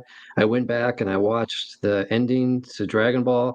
I'll Give You Romance, and that made me cry. And that's just part of my life, and they influence me so profoundly. I want to answer a quick question. People say, are my books on Amazon? Yes, they are all on Amazon. I've got Dragon Ball Z, it's over 9,000. What about the Psychology of Goku and Vegeta, the 7-volume Dragon Ball Culture series, which is like a master's degree in Dragon Ball, and Dragon Soul, 30 Years of Dragon Ball Fandom, which is a collection of stories from Dragon Ball fans like you and the people who worked on the series, including voice actors, producers, and I marketers wasn't at I wasn't in Funimation. I wasn't in that book, and I'm mad about it Yeah, still. I understand why you'd be mad. Yeah, but you'll be in the next one. Don't worry. But it's a great book, and it's a really heartfelt collection of inspiration and stories about why Dragon Ball is so great and why we You love it so much. you told me I would be in the next one like 7 years ago, and I'm That's because still I haven't waiting. written it yet. I know. Hurry up. Yeah, but I'm also over. You're has over here edging me, bro. sorry. Has he No, no. sold over 9,000 yet? Yes, I have. I've sold over 9,000 of over 9,000, and collectively I've sold 27,000 books all around the world, and that's because of Dragon Ball fans like you. So thank you so much for supporting my writing and Dragon Ball forever. Yes, and over 9,000 is a really easy book to read. Like everybody should, you should pick up that book. Like it's the Dragon Ball Culture series is dense, and I know I talked to Lance about it because we talked about your books once, and it's like it's very dense. Like you have to sort of make time to read it because like it really does help when you're reading Dragon Ball Culture to have the manga there because you're Yeah. referencing specific panels, and I'm over here like it really does help. But over 9,000 is more like you can read that on like a train and you'll be all Yeah. right. But culture is like, I'm, you know, and there's nothing wrong with that. It's just I'm looking into this on a deeper Sure. level. Yep. All right. JD says, final question for both of you. If Toriyama was alive and you got a chance to interview him, oh, I've gotten this question before. What would you ask? I would want to get the Oob references, Journeys to the West, and his thoughts on A2. Is that what he wrote? Oh, it's AI. AI. Oh, AI. Okay, that's Yeah. an exclamation point. Dude, I have a lot of questions I would ask him. I mean, dude, I can't just think of. I mean, dude, it's like 100 questions, right? Yeah, your mind races with how many questions you want to ask him. I would come down to one question of, are you aware of how important your series is to so many people around the world? Because he, like you said at the start of this, he is self-deferential about his own work and himself and his fame and his financial success. And I don't even think Toei and Shueisha understood how successful Dragon Ball was until they did the premiere of Battle of Gods. I don't think they still do, man. I think their Yeah, mind I went mean, back. they might have, yeah, because they don't advertise it like they should. But I always wanted to know if Akira Toriyama understood how much it meant to people outside of, even in Japan, but especially outside of Japan, because it literally saved my life. I was bullied for liking anime back when anime was not cool, and video games and everything else about Japanese pop culture, and just being a nerd in general and more intellectual than my peers. I got picked on, and Dragon Ball was my refuge from all of that. But I still got depressed, and I had trouble at home, and I became suicidal. And when I had a knife to my wrist and I was going to kill myself, I looked in the mirror for what I thought was one last time into my own eyes, and as I was about to slice, I heard Goku's voice saying, "No, you can make it through this one more day. You can endure this." And I thought about all the battles that Goku suffered through, and he came out smiling, and he loved that part of the process of life. And I put the knife down. I broke down in tears. I collapsed, and then I got back up, and I put the knife away and pretended like nothing happened, and I carried on with my day. And then the day turned into weeks and months and years, and now decades. And the reason I write my books is because I want to give back to the series that saved my life, and back to Akira Toriyama and to the fandom and other people who went through similar experiences, because this series transforms you the same way that it transforms the characters. And I know that it's a universal phenomenon. It's not just something that happened in my life in America, in Michigan, right? It's something that happened throughout the entire world. Everywhere Dragon Ball went, it changed people's lives for the better. So that's what I would ask him. Does he understand the effect that he had on people's lives and the way that he saved people's lives, even though he wasn't trying to? That's the great irony of Dragon Ball. He was trying to entertain 12-year-old Japanese boys by creating a series that he thought was fun, that had all the things that he enjoyed in life. But by basing it on Journey to the West and martial arts, spiritual cultivation, and his own unique writing style, he created something that speaks to all of humanity. And it is profound. And it really is life changing and life affirming. So I would have loved to have asked him that and get validation of what he meant to me and meant to so many others. And that would have been enough. All the other trivia and the things about ranks of Super Saiyan and power levels, all that stuff Can Goku is, beat Superman, Mr. Toriyama? yeah, let me knock on his front door. Hey, can Goku beat Superman? I don't know what he would have done. But no, that would have been the ultimate disrespect, I think. So for me, it's really about the heart of the series and what it means to so many fans. And it would have been nice to speak with him and meet with him and get validation of the work that I did, and I'm still doing in honor of him. But his work stands on its own. And while I might not get that chance to speak with Akira Toriyama, um, his voice is in all of the work, and I get to experience it whenever I want. So that's a real blessing. I don't think you ever told me that story. I don't recall. Well, yeah, it's It's It was very a personal. pivotal moment in my life.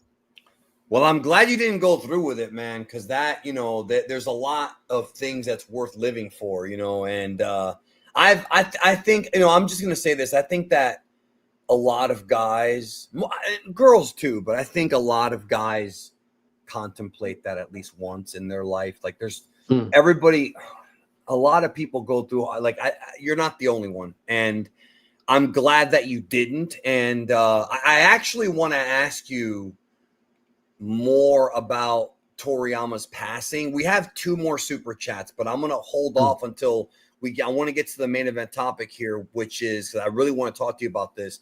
We only have a few minutes left. We're going to get to those super chats. Don't worry. But the passing of Toriyama and where we go from here. So I wanted to ask you, how did you find out? Because I don't remember if I texted you. I know I saw it from the official account like 4 minutes after. It was weird. It's like I'm sitting here and the official account posted that he passed away, and I couldn't even believe it. I was in shock, and I didn't even break down until the next morning because I had friends coming over. It's like when somebody passes away, you just have that shock, and like you don't cry, you're just like not believing it. Then the next day, what really got me emo, bro, was seeing how the world was mourning. That's the one, because I don't think Toriyama knew how much impact he had. I think he knew a little bit, but outside of Japan, like murals being painted of him in like Peru and shit. Like, so what did you, where were you when you found out? And I want to ask you after that where we go from here. I was right there on that bed behind me. I was on my laptop. I was doing work, and I got messaged by one of my followers on Facebook, and he said, "Hey, did you hear this about Akira Toriyama?" And I saw it, and I didn't. I just thought it was one of those things you see on the internet where people say so and so died, and it's clickbait, and you're like, yeah, whatever. Because we had no prior knowledge that Akira Toriyama was sick and that he was gonna maybe die soon, right? So it seemed like there's no way. But of course, I had to go click on it and read. And when the official Dragon Ball website is telling you this news, you have to take it seriously. So but still, it's like, oh, now I don't want to believe it. This is the fact, but I don't want to accept it. And it just left me shaking. I was just kind of gobsmacked, like I can't think of anything. I don't know how to react to this. He wasn't even old, man. No, especially for a Japanese guy. They're one of the longest lived people in the world. They live forever, bro. Yeah. So I was in disbelief, and then saw all these people on social media. They were crying or lamenting in some way, and I went I did a live stream, which was like my live reaction to this news, and I just started crying, and I could barely form sentences, and I just sort of went through a folder of the pictures from Toriyama that I happened to have, all the like his different photographs from when he was in high school. I know and then he had all these life events as he got older, and he worked with Hironobu Sakaguchi and Yuji Horii and all these people on video games, and then like his wife and his children and all these people who he ended up, he was gone, he left, and I was devastated. But just imagine how they felt, because he was their, the literal father. For me, he was a father figure. But I'm still blessed I have my father and mom, and but it felt like I lost one. So it was just absolutely painful, and I mourned for weeks. I could barely eat. I couldn't pick up my knife and fork. I was just staring down in depression and absolute sadness. And there was a lot of nice comments from people in the Dragon Ball community, which helped keep me going and not spiraling downward. But it was so painful. And then even then, I was like, I can't believe it, And when you got President Macron and like all these politicians and celebrities, and they're all praising Toriyama. It just keeps the waterworks flowing, and it's like I collected all the articles about Toriyama. We got new interviews. We got new information about Toriyama after he died. The stuff that had Video been like came kept under out. wraps. Yeah. And new pictures and stuff, photographs, like that one where Toriyama is standing there with his arms crossed and it's black and white outside of his house. And they had asked him about his finances, and they made him look really like upset. But And then then in the another, other way, he's like smiling, right? yeah, exactly. Yeah. So they chose to give us that one where he looked upset, but actually he was still happy about it. Clickbait, bro. Clickbait Yeah, shit. it was even back then. So but all this new stuff came out. So it was like a grand celebration of Akira Toriyama for weeks. And that's all I did. I just collected all of that stuff and put it into folders. And I still have to get through all of it and post it and do things like that. But it was a real process of like you go through the cathartic process. I denied it. I chose not to believe it. I rejected it, and then I slowly accepted it, and then went through the tears, and then the anger, the frustration, all that stuff. And also, like, the regret was a big one for me because I really did want to meet Akira Toriyama, and I wanted to work with him and his editors and his family and do all that stuff. His Very hard to assistants. do.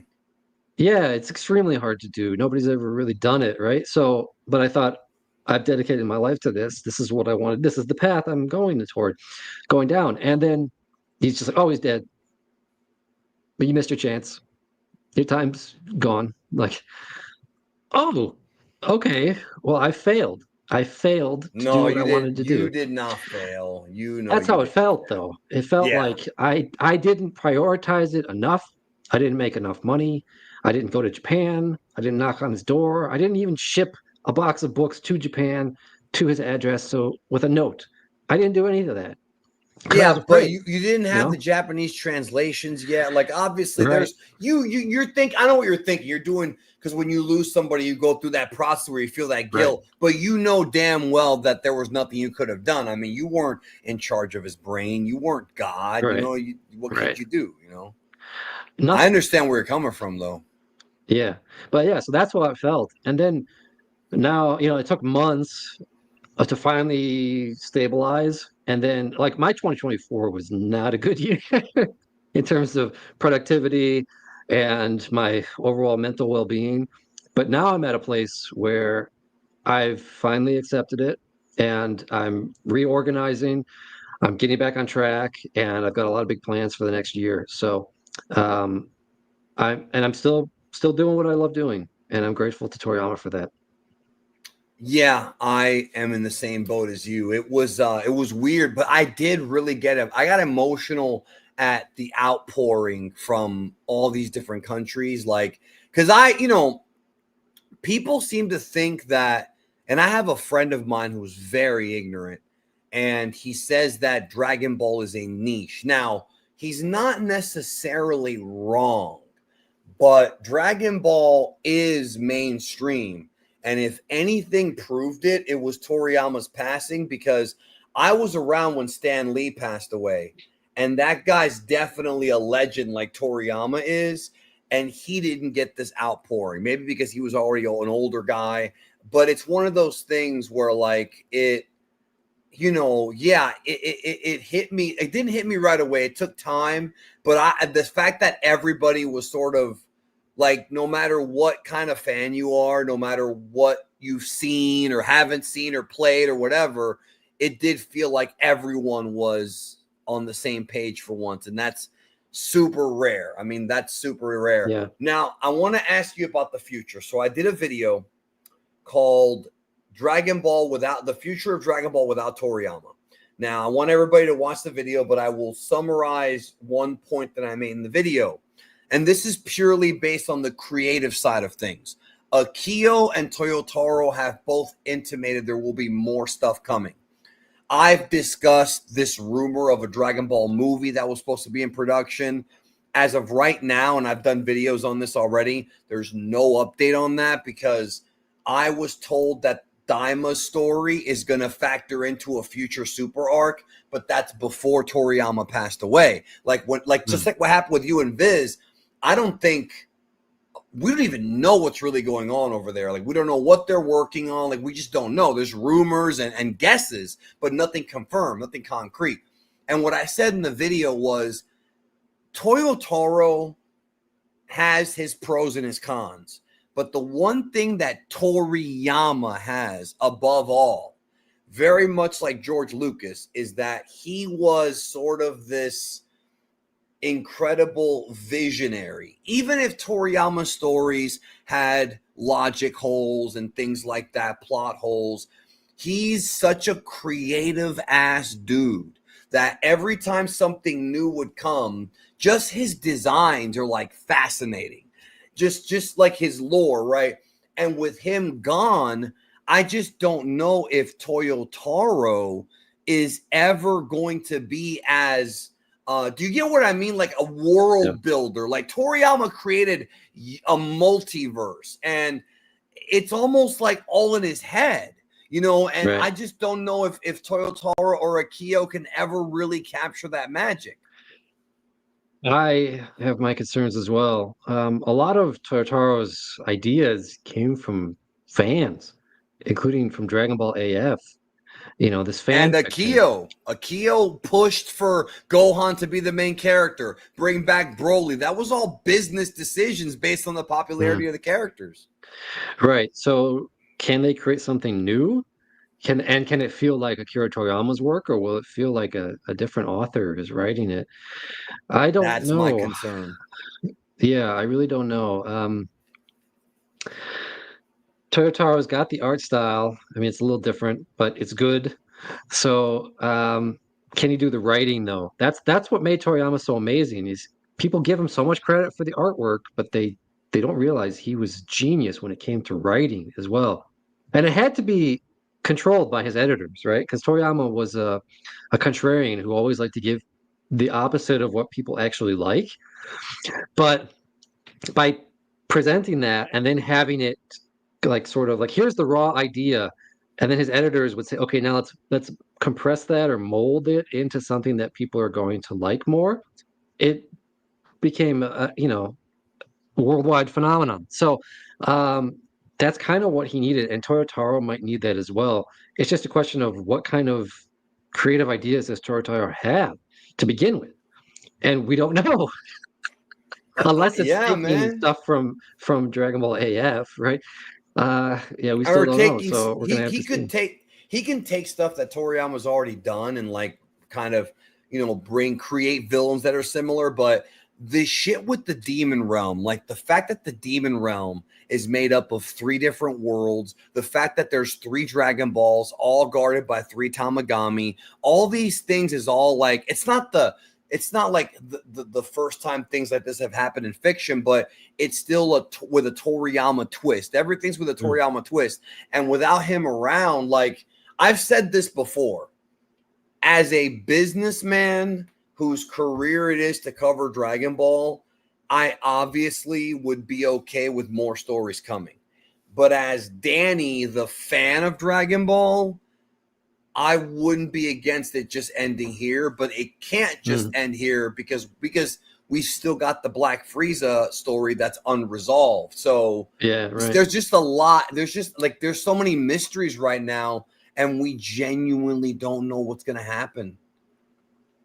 You know, it's I'm up in scary line right with all now. you guys. Yeah. Yeah, and Yeah. I'll be honest too. I always wanted them to make another Slump. Like I wanted them to make a new Slump movie, and Toriyama wrote it, like sort of like a reunion film. And we never got that either, and I'm kind of bummed about that because dude, Sandland got made, so I'm like, why not make another Slump movie? And we never got that either. Yeah, and I got the Sandland video game too. We would get some Dr. Slump games, you know? There's There's still a so much lot. of Toriyama's work that hasn't been modernized or shared with the current audience of fans. So I think Toriyama is going to be his work in different forms is going to be around for a long time to come. I think you're 100% right. It's just I just don't know if I trust and please, people don't take this the wrong way. This is not an insult to Toyotaro. It's just he's not Toriyama. He's just not him, bro. And I'm not saying Toriyama was perfect either. And no human being is perfect. Toriyama made mistakes too, but he was the visionary, you know, and it always, I think, works when you have a younger sort of somebody who has their finger on the pulse of what people want and the elder Toriyama working together to kind of come up with something. Without him around, like, I don't know, it's tough. Like, you're gonna have to find somebody. Hopefully Toriyama rubbed off on Toyotaro, you know, enough. So we've got 6 more super chats to go. Let's get them knocked out, man. I was gonna be done at 6 Eastern, but people just keep sending questions in. I don't want to ignore them because they're paying. So Robert Wolf said, question for Derek. Have you played Dragon Quest at all? Come on, bro. Don't ask that with me on the call. Dragon Quest, funny enough, introduced me to Dragon Ball. I was the same. What about you? What's your Dragon Quest history? I started with Dragon Warrior on the NES. Yeah, back when it came with Nintendo Power. And I fell in love with it. That was one of my first RPGs, along with the original Final Fantasy. And then I played Dragon Warrior 2 or 3 for a little bit at a friend's house, but I never owned it. And then it wasn't until I started using emulators that I played Dragon Quest V. And that one brought me to tears. That scene with the statue. Oh, the statue at the beginning of Act 3. Don't tell him. Yeah, don't tell him. Don't tell him. I'm going to stop there. But that is the greatest. Dragon Quest V is one of the greatest stories of any game I've ever played, bro. It might be number 1, honestly. 5. Which is ironic because the whole game is just you walking around fighting monsters randomly. That's the gameplay. And recruiting them. Yeah, right. So yeah. So that game, it's that scene is like the scene at the end of Saving Private Ryan, or any other like Big Fish, where it's a question about how you lived and whether or not your life was worth it. Like, did you make a difference? Did you live a worthwhile, meaningful life that touched others? And anytime there's something like that, I just break down. Like, it hits me so hard. Yes. And I didn't expect that in playing a Japanese role-playing game from the Super Nintendo era, you know? Well, the family aspect of 5, because it's like the generational thing. Like, what I love about 5, God, that's such a good fucking game. I'm trying to get people to understand how good of a story this is. So the game is called Tenku no Hayanome, which means Bride of Heaven. That's the Japanese translation. And you think that the Bride of Heaven is your wife until the end of the game, when you find out who the real Bride of Heaven is. And it's like, my heart. I don't want to spoil it. It's just, Dragon Quest doesn't miss, bro. All right, Gabby 3006. Speaking of GT's ending, I always love that line at the end where Goku says, Shenlong's back as sure is warm. It can have so many different meanings. I mean, that's a Goku. That's like a line that Toriyama would have written, even though he didn't. Yeah, you know, it feels lighthearted, and it's a little more sentimental than Toriyama would do, but it's something that also is just simple and pure, and it's open to interpretation what it actually means, like you just said. And I mean, there's a lot of different ways to look at it. I look at it like he's feeling the sensation of attaining enlightenment or bliss or immortality, or just experiencing the feeling of what Shenron is, which is light. He's made of light and energy, and he comes out of the Dragon Balls in a form of light, and that's what it felt like to Goku at that time. And so that gives us a glimpse into what it's like, and I think that's incredible. And it also goes into like the fact that the dragons, that's from Journey to the West too, the dragon realm, like the dragons have their own like realm, like, you know, and you know, I love that they explored that. Amari says, Geekdom, your end of GT video is my favorite video you've ever done. That video made me appreciate the end of GT and Dragon Ball in general a lot more. Well, this is the guy that helped me with that video, because I sent him an email about it. like 2 years before I actually made the video. And I was like, hey, this is some Buddhist shit. What have you found? And then you told me about it. And I've credited you in the video. Like, so you can thank him for that. And you know how you thank him? Buy some motherfucking books, bro. So instead of sending me the super chats, bro, buy some motherfucking books. All right. Do me that very much. I'm selling it for you, bro. Buy the books, really. Okay. Also, I want to say before you go to the next one, thank you to everyone in the comments for your kind words about that difficult time in my life and how I managed to get through it. It was thanks to Dragon Ball that I made it through, and it's thanks to you that I get to keep doing this for a living. So thank you very much. They're asking if you have a YouTube channel. I do. Oh, go ahead. Sorry. It's youtube.com/c/Derek Padula. And I don't have a ton of followers like Geekdom does, but I do have some awesome Birdland Press issues that I've started to finally get into. And these are super rare collectibles that were sent to me by the publisher in Japan, Caramel Mama, who writes the Dragon Ball guidebooks. And these were things that came out in the mid 1980s during Dr. Slump and Dragon Ball's premiere. And it has exclusive Akira Toriyama content that has never been translated, and most fans don't have them because they cost thousands of dollars. And so I'm glad that I have them, and I'm going to be sharing lots of clips from those in the next year. Oh, dude, I have a Birdland Press shirt that somebody made me that has the Toribot. Well, it's not Robo Toriyama. It's the bird Toriyama, the other avatar. Yeah, where with the bird with the hat and the cigarette. And it was a Birdland Press shirt, and I should have worn it on the fucking stream. I next time you come on, I'm gonna wear that shirt. Remind me, say wear the Birdland Press shirt. Yeah, that's. I'm gonna get the Birdland Presses. Go ahead and read that question while I do that. Oh, all right. Okay, so Shile Fuan says, you said Z and Super. I think they meant Z and Classic were timeless. Do you think GT, Daima, and Super will be timeless as well? I actually want to get Derek's thoughts on this. I think the original Dragon Ball is going to live on timelessly. The modern stuff, I think, will be remembered fondly in time, but nothing will ever compare to the original run. So, Derek, the question was, do you think that, like Dragon Ball, the original, that GT, Daima, and Super will also be timeless? And I was just saying that I don't know, because I think that Toriyama's passing may change people's perspective on this, but nothing is ever going to top that original run for me. Like, I'm not saying I don't like Super and Daima, but Dragon Ball, like all the way from Pilaf to Buu, is such a great series on its own. I don't know if they've ever they've come close, but they haven't really gotten the consistency. Right. Well, we can see the historical rankings of how people, create a tier of their most beloved anime, and the Dragon Ball anime and the manga are always like in the top 10 of greatest series of all time. So, and then, GT and Super, and who knows where Daima is going to be. But like you said, the original is always going to be at the top, and it is a timeless series. So, I don't know. We'll find out.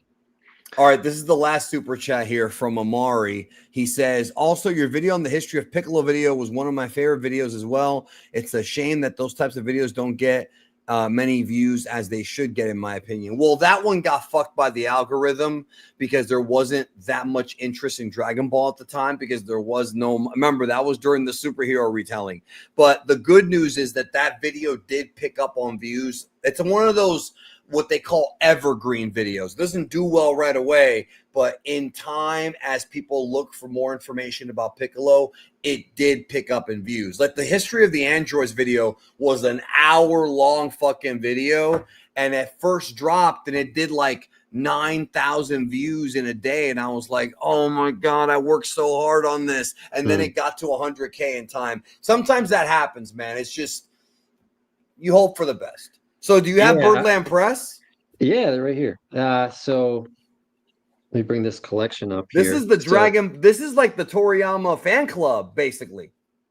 Yeah, it is. It was made by the Akira Toriyama Preservation Society, and they worked with Akira Toriyama, and he wrote messages in every issue of this little magazine or booklet. And the premiere of Dragon Ball was with Birdland Press 15. So we get insider stories from Akira Toriyama talking about the origin of the series. And I'm sure also this one's funny. This is Toriyama talking about his hair and how when he was young, his hair was so thick that he said he was the destroyer of hair clippers. But now that he's become a manga author, his hair started to thin and fall out, and he laments this transformation that he's The going through. stress. Bro, Yeah, from all the I stress. want to murder you and steal those from you. I just want you to know that. Well, the guy who sent them to me at Caramel Mama, he said, "You are not allowed to sell these." And You're I never gonna promised him sell that them. I never would, even though I could really use the money. These go. I had a guy offer me over $9,000 for just this volume For 15. one, Yeah. I wouldn't even offer you that. It's cheaper. It's cheaper to hire a hitman, have you shot, and take him for Oh, myself than. that's a nice sentiment. Thanks. Uh, so yeah, we've seen this artwork before in other magazines, but this was the first place it was ever published. Was Toriyama's original concept art for the characters and their original names and things like that. Like Bulma's original name was not Bulma; it was Pinchy. Pinchy, yeah, Yeah, yeah, and it's a Japanese word for crisis or dire situation, and that's yeah, because like a pinch. yeah. So my argument for that is because the Buddhist monk was always getting the group of pilgrims into dire situations, into these pinches. And that's who Bulma is. She's the Buddhist monk in Dragon Ball. But then Toriyama inverts it with his rule of opposites and turns her into a young girl and a Westerner instead of an Easterner and a scientist inventor instead of a religious scholar. So that's a great name, but I'm really happy with Bulma and what we got. And it Me just goes too. through all of that stuff. He's But right. also beyond Dragon Ball, we get stories of like Akira Toriyama's trip to China and how he talks about how disgusting the squat toilets were and how there was just poop all over the place. And his wife didn't want to use the toilets I can't blame and him. all these things. Yeah, so all these things, plus But a lot of Dr. that Slump, you know. didn't that trip to China though help him a lot when it came to putting Dragon Ball together? Oh yeah, I mean it was essential, and also the trip to Bali as well for the Tenkaichi Budokai. Toriyama's trips around the world are in Dragon Ball. That's what I say. When Dragon Ball is a reflection of Toriyama's mind, it really is. And the more you dig into it, the more you understand how Toriyama thinks and the experiences that he had. Also, his love for motorcycles. You know, here's one of his favorite bikes. He talks about how he kept changing the paint job, and until he was happy with it. Here's his wife, and she's featured in the Tenkaichi Budokai as well in the crowd. So these books are just filled with this kind of stuff, and um, I'm going to be diving into all of it. So subscribe to my YouTube channel, youtube.com/c/Derek Padula, and you get this exclusive content. I wrote the description of this stream. There's a link to Derek's YouTube, also the Tao of DragonBall.com, and the Amazon link. So they're all there. It should have, if you refresh it, it should have popped. Like if you're watching the stream, you refresh the stream, it should be there. Like I updated it with your YouTube channel, so that should be there. Xavier says, would Bulma be white or Japanese in live action? Well, that's up to the studio, but the way that Toriyama envisioned Bulma and Goku is that she was a woman from the West, so she would, in theory, be white. Yeah, that's right. Yeah. A lot of people they have strong opinions about the way that these characters should be depicted in live action. The fact of the matter is that Goku is inspired by Jackie Chan. He's a Chinese character who wears Chinese clothing. He has black hair and black eyes and like Chinese peasant shoes, and he lives in a Chinese hermit hut. And he does all of these things that are traditional Chinese culture. And he's basically supposed to be a Chinese boy, okay? But the way that Toriyama draws him is that he's just a cute boy. And he is relatable by doing that. Japanese kids think he's Japanese. Western kids even think he's Western, even though he's clearly not if you know the culture that inspired him. And it's the same thing with Bulma. She's a Westerner who crashes into Goku, and they have that culture clash. They're opposites on purpose. So if you're going to do a live action adaptation, it would make sense to be respectful of Akira Toriyama's original intent, which is that Goku's an Easterner and Bulma is a Westerner. And same thing with Krillin and Tenshin Han. And then you've got also the Middle East, like you mentioned at the start of this, with Mr. Popo and other characters. Um, it's those two worlds with the Middle East in the middle that creates the fusion culture I talk about in my books, and that makes it so fascinating to people all around the world.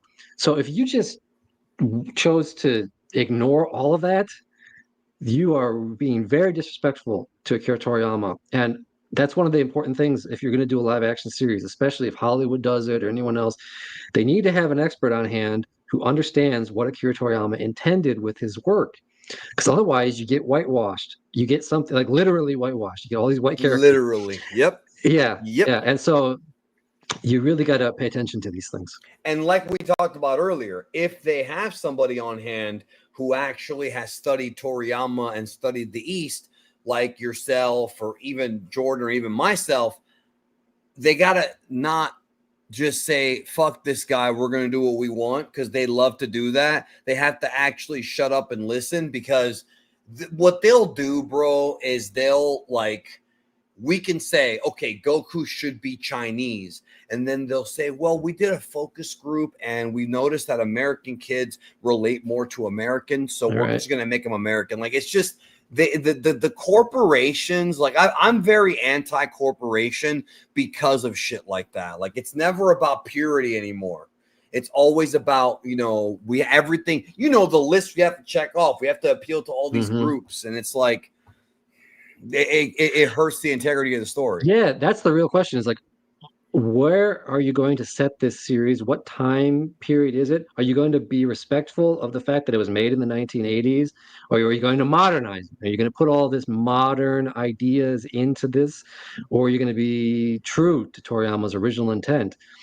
And that's where things get complicated because things have changed. Times have moved on. I understand them not maybe if they don't make General Blue gay because it might be offensive to have a gay villain. There's things like that I sort of understand. But then if they start changing other characters, especially main ones, that's when I'm going to be like, all right, this is not what I signed up for. Yeah. So yeah. Well, we'll see if it ever happens. I hope that my project gets off life support and comes back alive, and then Viz, and I can keep collaborating and make this happen, because I know some fans are against it, but there are a lot of fans who really want it. I mean, you look at the One Piece series, that was the #1 series on Netflix, and there is a way to do live action properly. It took them something like 7 years to make that series, and they worked with a consultant who's like the One Piece equivalent of me, basically, and they really stayed true to the intent of Oda. So we could do the same thing with Toriyama. I think it would be good. Yeah, I agree. I every time somebody asks me about it, I'm very against live action Dragon Ball for the reasons that we talked about. And also, the other thing too is a live action Dragon Ball movie. Dragon Ball was never really meant, the real series, not the movies. The series itself was not meant to be in movie format. It was more like a TV show. So if they do the One Piece show was a show. So if they ever do a live action Dragon Ball show, that makes more sense than doing a movie, because the story is so big, it's impossible. Derek, I see people all the time saying, I want a moral arc movie. That's never going to happen, because the moral arc has too many chapters. It's too long. And if they make a moral arc movie, they're going to cut stuff out. They're going to complain about that. So it's best for these long stories. They need long series. And for the shorter stories, like Broly Superhero, that's the difference between a movie. If you watch Broly and Superhero, it has a very different vibe from watching Dragon Ball Z, GT, Super, because movies truncate the story in a smaller thing. Yeah, So and you could also run into the problem of just taking that little slice of the series and turning it into a movie. Everybody who's already not a Dragon Ball fan would be completely lost. That happened with the JoJo film, JoJo's Bizarre Adventure. They took one specific arc of when one of the kids was in high school and turned that into a live action film. And it was supposed to be a two-part film because it's such a big arc, and they never even made the second part because the first one, people were just lost. It's like you can't make the shonen series that's hundreds of episodes, just pluck out that one little section, like very hard. in the middle or near the end of it, and then turn that into a film and expect it to be successful with all audiences because they're not going to have any idea who these people are or why they should care. Yeah. Yeah, it's just really tough. It's got to be like a series. But again, I'm generally against it. Because I also feel like animation doesn't get the respect it deserves, especially in this country from like not from people like us, but like I've always felt like there are animation movies and stories that are just as powerful, just as incredible, just as like emotional as live action, and anime and animation never really gets the love it deserves. I think because people are still stuck on like, well, if it's animated, it's for little kids. And that hasn't been the case for years at this point. Yeah, for sure. It's just people are stuck in these weird, yeah. Yeah, people are asking how they can reach me. You just type my name into the internet, and also at Derek Padula on most of my social. On Facebook, it's Dragon Ball Scholar, and then my website, The Tao of Dragon Ball, and there's just a ton of blog posts, fan manga, including exclusive manga from Akira Toriyama himself, his Formula One racing manga, Battle Man. And I've got a part 2 of that a fan sent me. I've only translated part 1 a few years ago, but there's actually a part 2 of the Battleman F1 manga, and I'll be doing that in 2025. So be sure to follow me on all the things, so that way when I post this stuff and share Birdland Press with you guys, you'll be notified, and then you can get stuff that nobody else has. Did anybody say this? And whenever I read the chat and somebody says something like this, I'm like, where are you getting that from? Like, where? All right. Anyways, check out Derek. I have the links in the description to the Tao of Dragon Ball, to the Amazon books, and to the YouTube channel. So and that's 3 sort of different types of content. The Tao of Dragon Ball is like sort of bite-sized versions of the books. Historical stuff, and like you have articles about Toriyama meeting Jackie Chan, and is Dragon Ball a religion, stuff like that. And then you've got the books, which is the deeper stuff, and then of course the YouTube. It's just different, levels to all this. Also, the most popular section on my site is the fan manga, and Jordan the Dragon Lee. Yeah, where the hell's the next chapter, Jordan? Yeah, Jordan. I'm waiting too. I know. No, I know he told me some personal stuff. So he told me, he goes, I think Derek's mad at me because I haven't sent him a new chapter in a while, and I was like, no, I wasn't. I was never mad. Yeah. No, it's fine. But also Dragon Ball New Age is hugely popular, and so if you just want to have fun, instead of going into all the culture and stuff, you can just read some fan manga. Yep. Yeah, it's on there. Yeah, and there's good fan manga and there's like trashy fan manga, but I like New Age, and anything Jordan does is always like very well thought out. So I definitely approve. So thank you, Derek, so much for spending some time with me. Went a little bit over time. I wasn't intending it to, but thank you for your time. I think people really were happy with this stream. Dragon Ball Daima comes out on Friday. You got the dub and you got episode 13. Before we go, what are you looking forward to seeing with Daima that we haven't seen yet? Yeah, well, I don't want to just see the same thing. Like what they did with Super Saiyan 3, Vegeta, that is something new. And it's cool. It's a little bit of a variation on what we've seen before. So I want to see something new.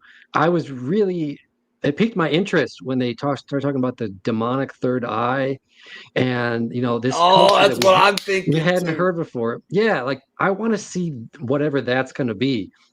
because I practice meditation, the spiritual cultivation, and there's a lot of discussion about these spiritual concepts. And Toriyama always sort of sneaks these things in a subtle way. It's just he doesn't go deep into a lecture about what the third eye is. He's just all of a sudden, here's the third eye. And we haven't seen anything like that since Tenshin Han, you know? And when he was doing his third eye abilities, like a literal third eye. But this is going to be something spiritual that It's might like an become physical. artifact. Yeah, we don't he just mentioned it. Like it's got to be foreshadowing, right? So I hope we get to see that. And I really want to see even more lore beyond what we've already been given. Yeah, I'm not going to go into details, but I've said before, the third eye will give whoever can harness that power an incredible boost of magic. So it's a sought after artifact because it explains why all these old demon lords were able to be in control for so long, because the third eye was a power that nobody could mess with. And that's why I'm excited to see how it ends up being used, but I'm not going to go into that right now. I'm not going to go into it because no leaks on this stream. Thank you, Derek, so much. The links are down below. Thanks, everybody, for checking out the show. Any final thoughts? I am so grateful to be on your show. This was a lot of fun. 2.5 hours of talking about Dragon Ball with arguably, maybe you probably won't even argue it, the biggest Dragon Ball fan on YouTube and on social media, and all of his followers. It's a real pleasure.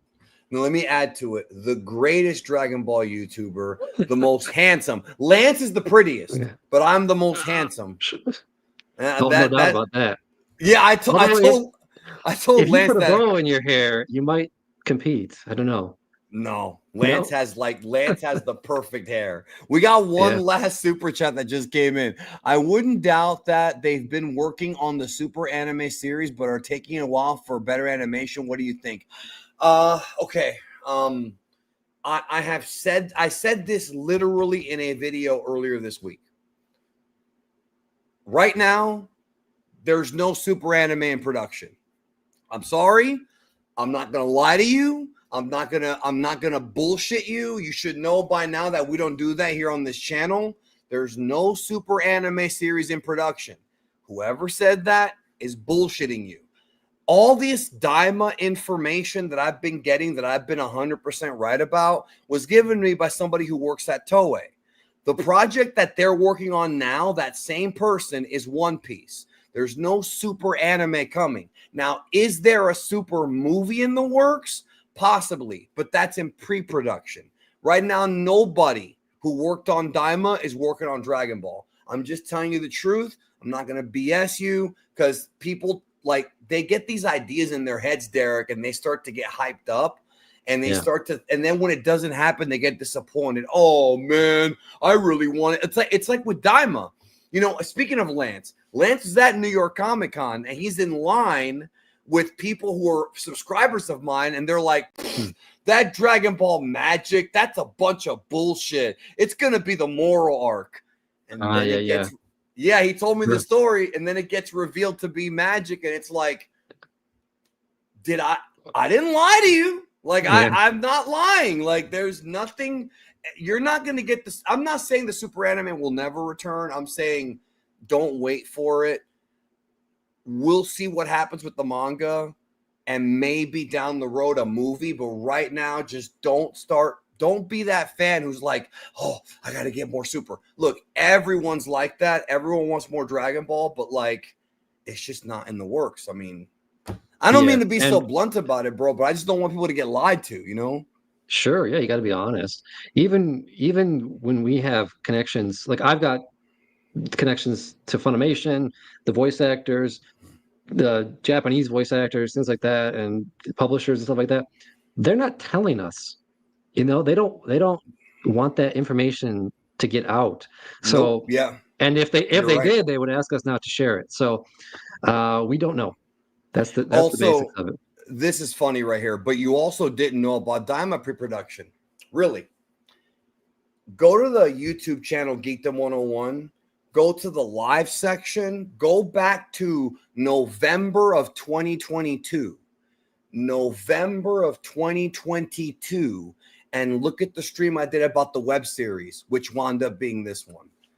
Don't start, bro. Don't start telling me what I know and don't know, buddy, because there's shit that I don't know that I haven't told you that you've been begging for leaks on this whole damn chat, and I'm not going to give you. Don't ever, ever, ever try to fucking figure me out, bro. But thank you.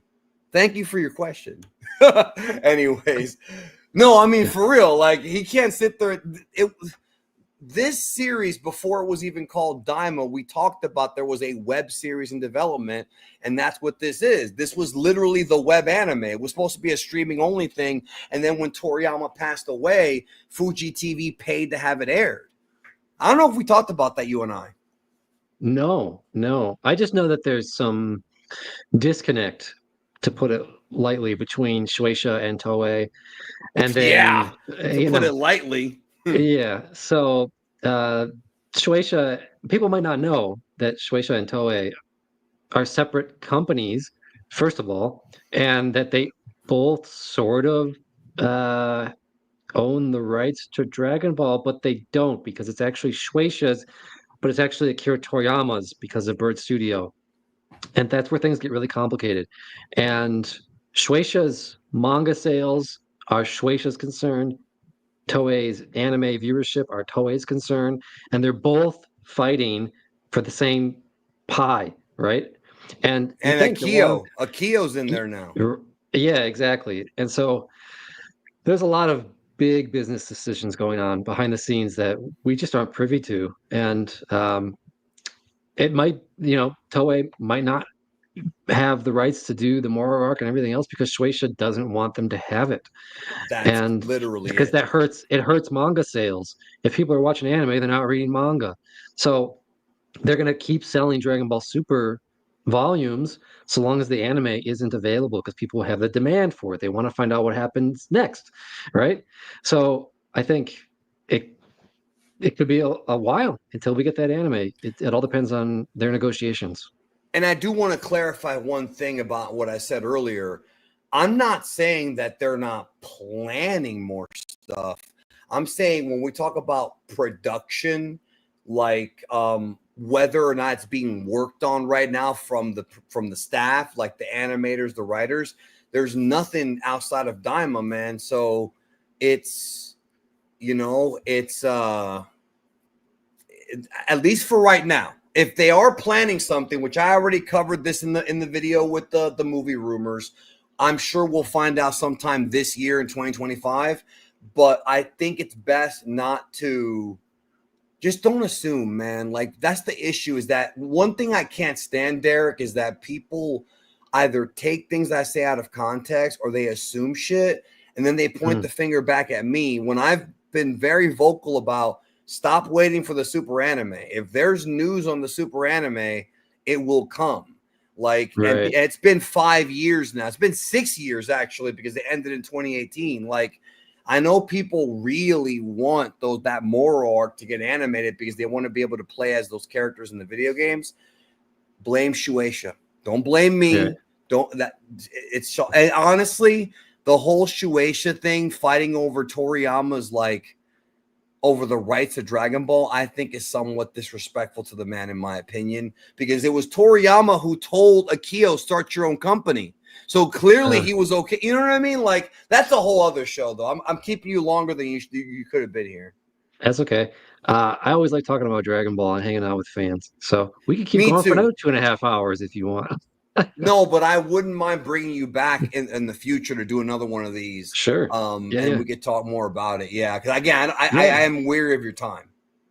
Well, thanks. I'm really happy to hang out with all of your fans. They seem really respectful, and they're giving you a ton of super chats and donations. And a lot of people said these are the buy real my ones. books. I'm really grateful for that. Thank you very much. And you can always reach out to me at Derek Padula on social media or through my website. Ask me any questions you want, or requests for me to, for stuff to dig into.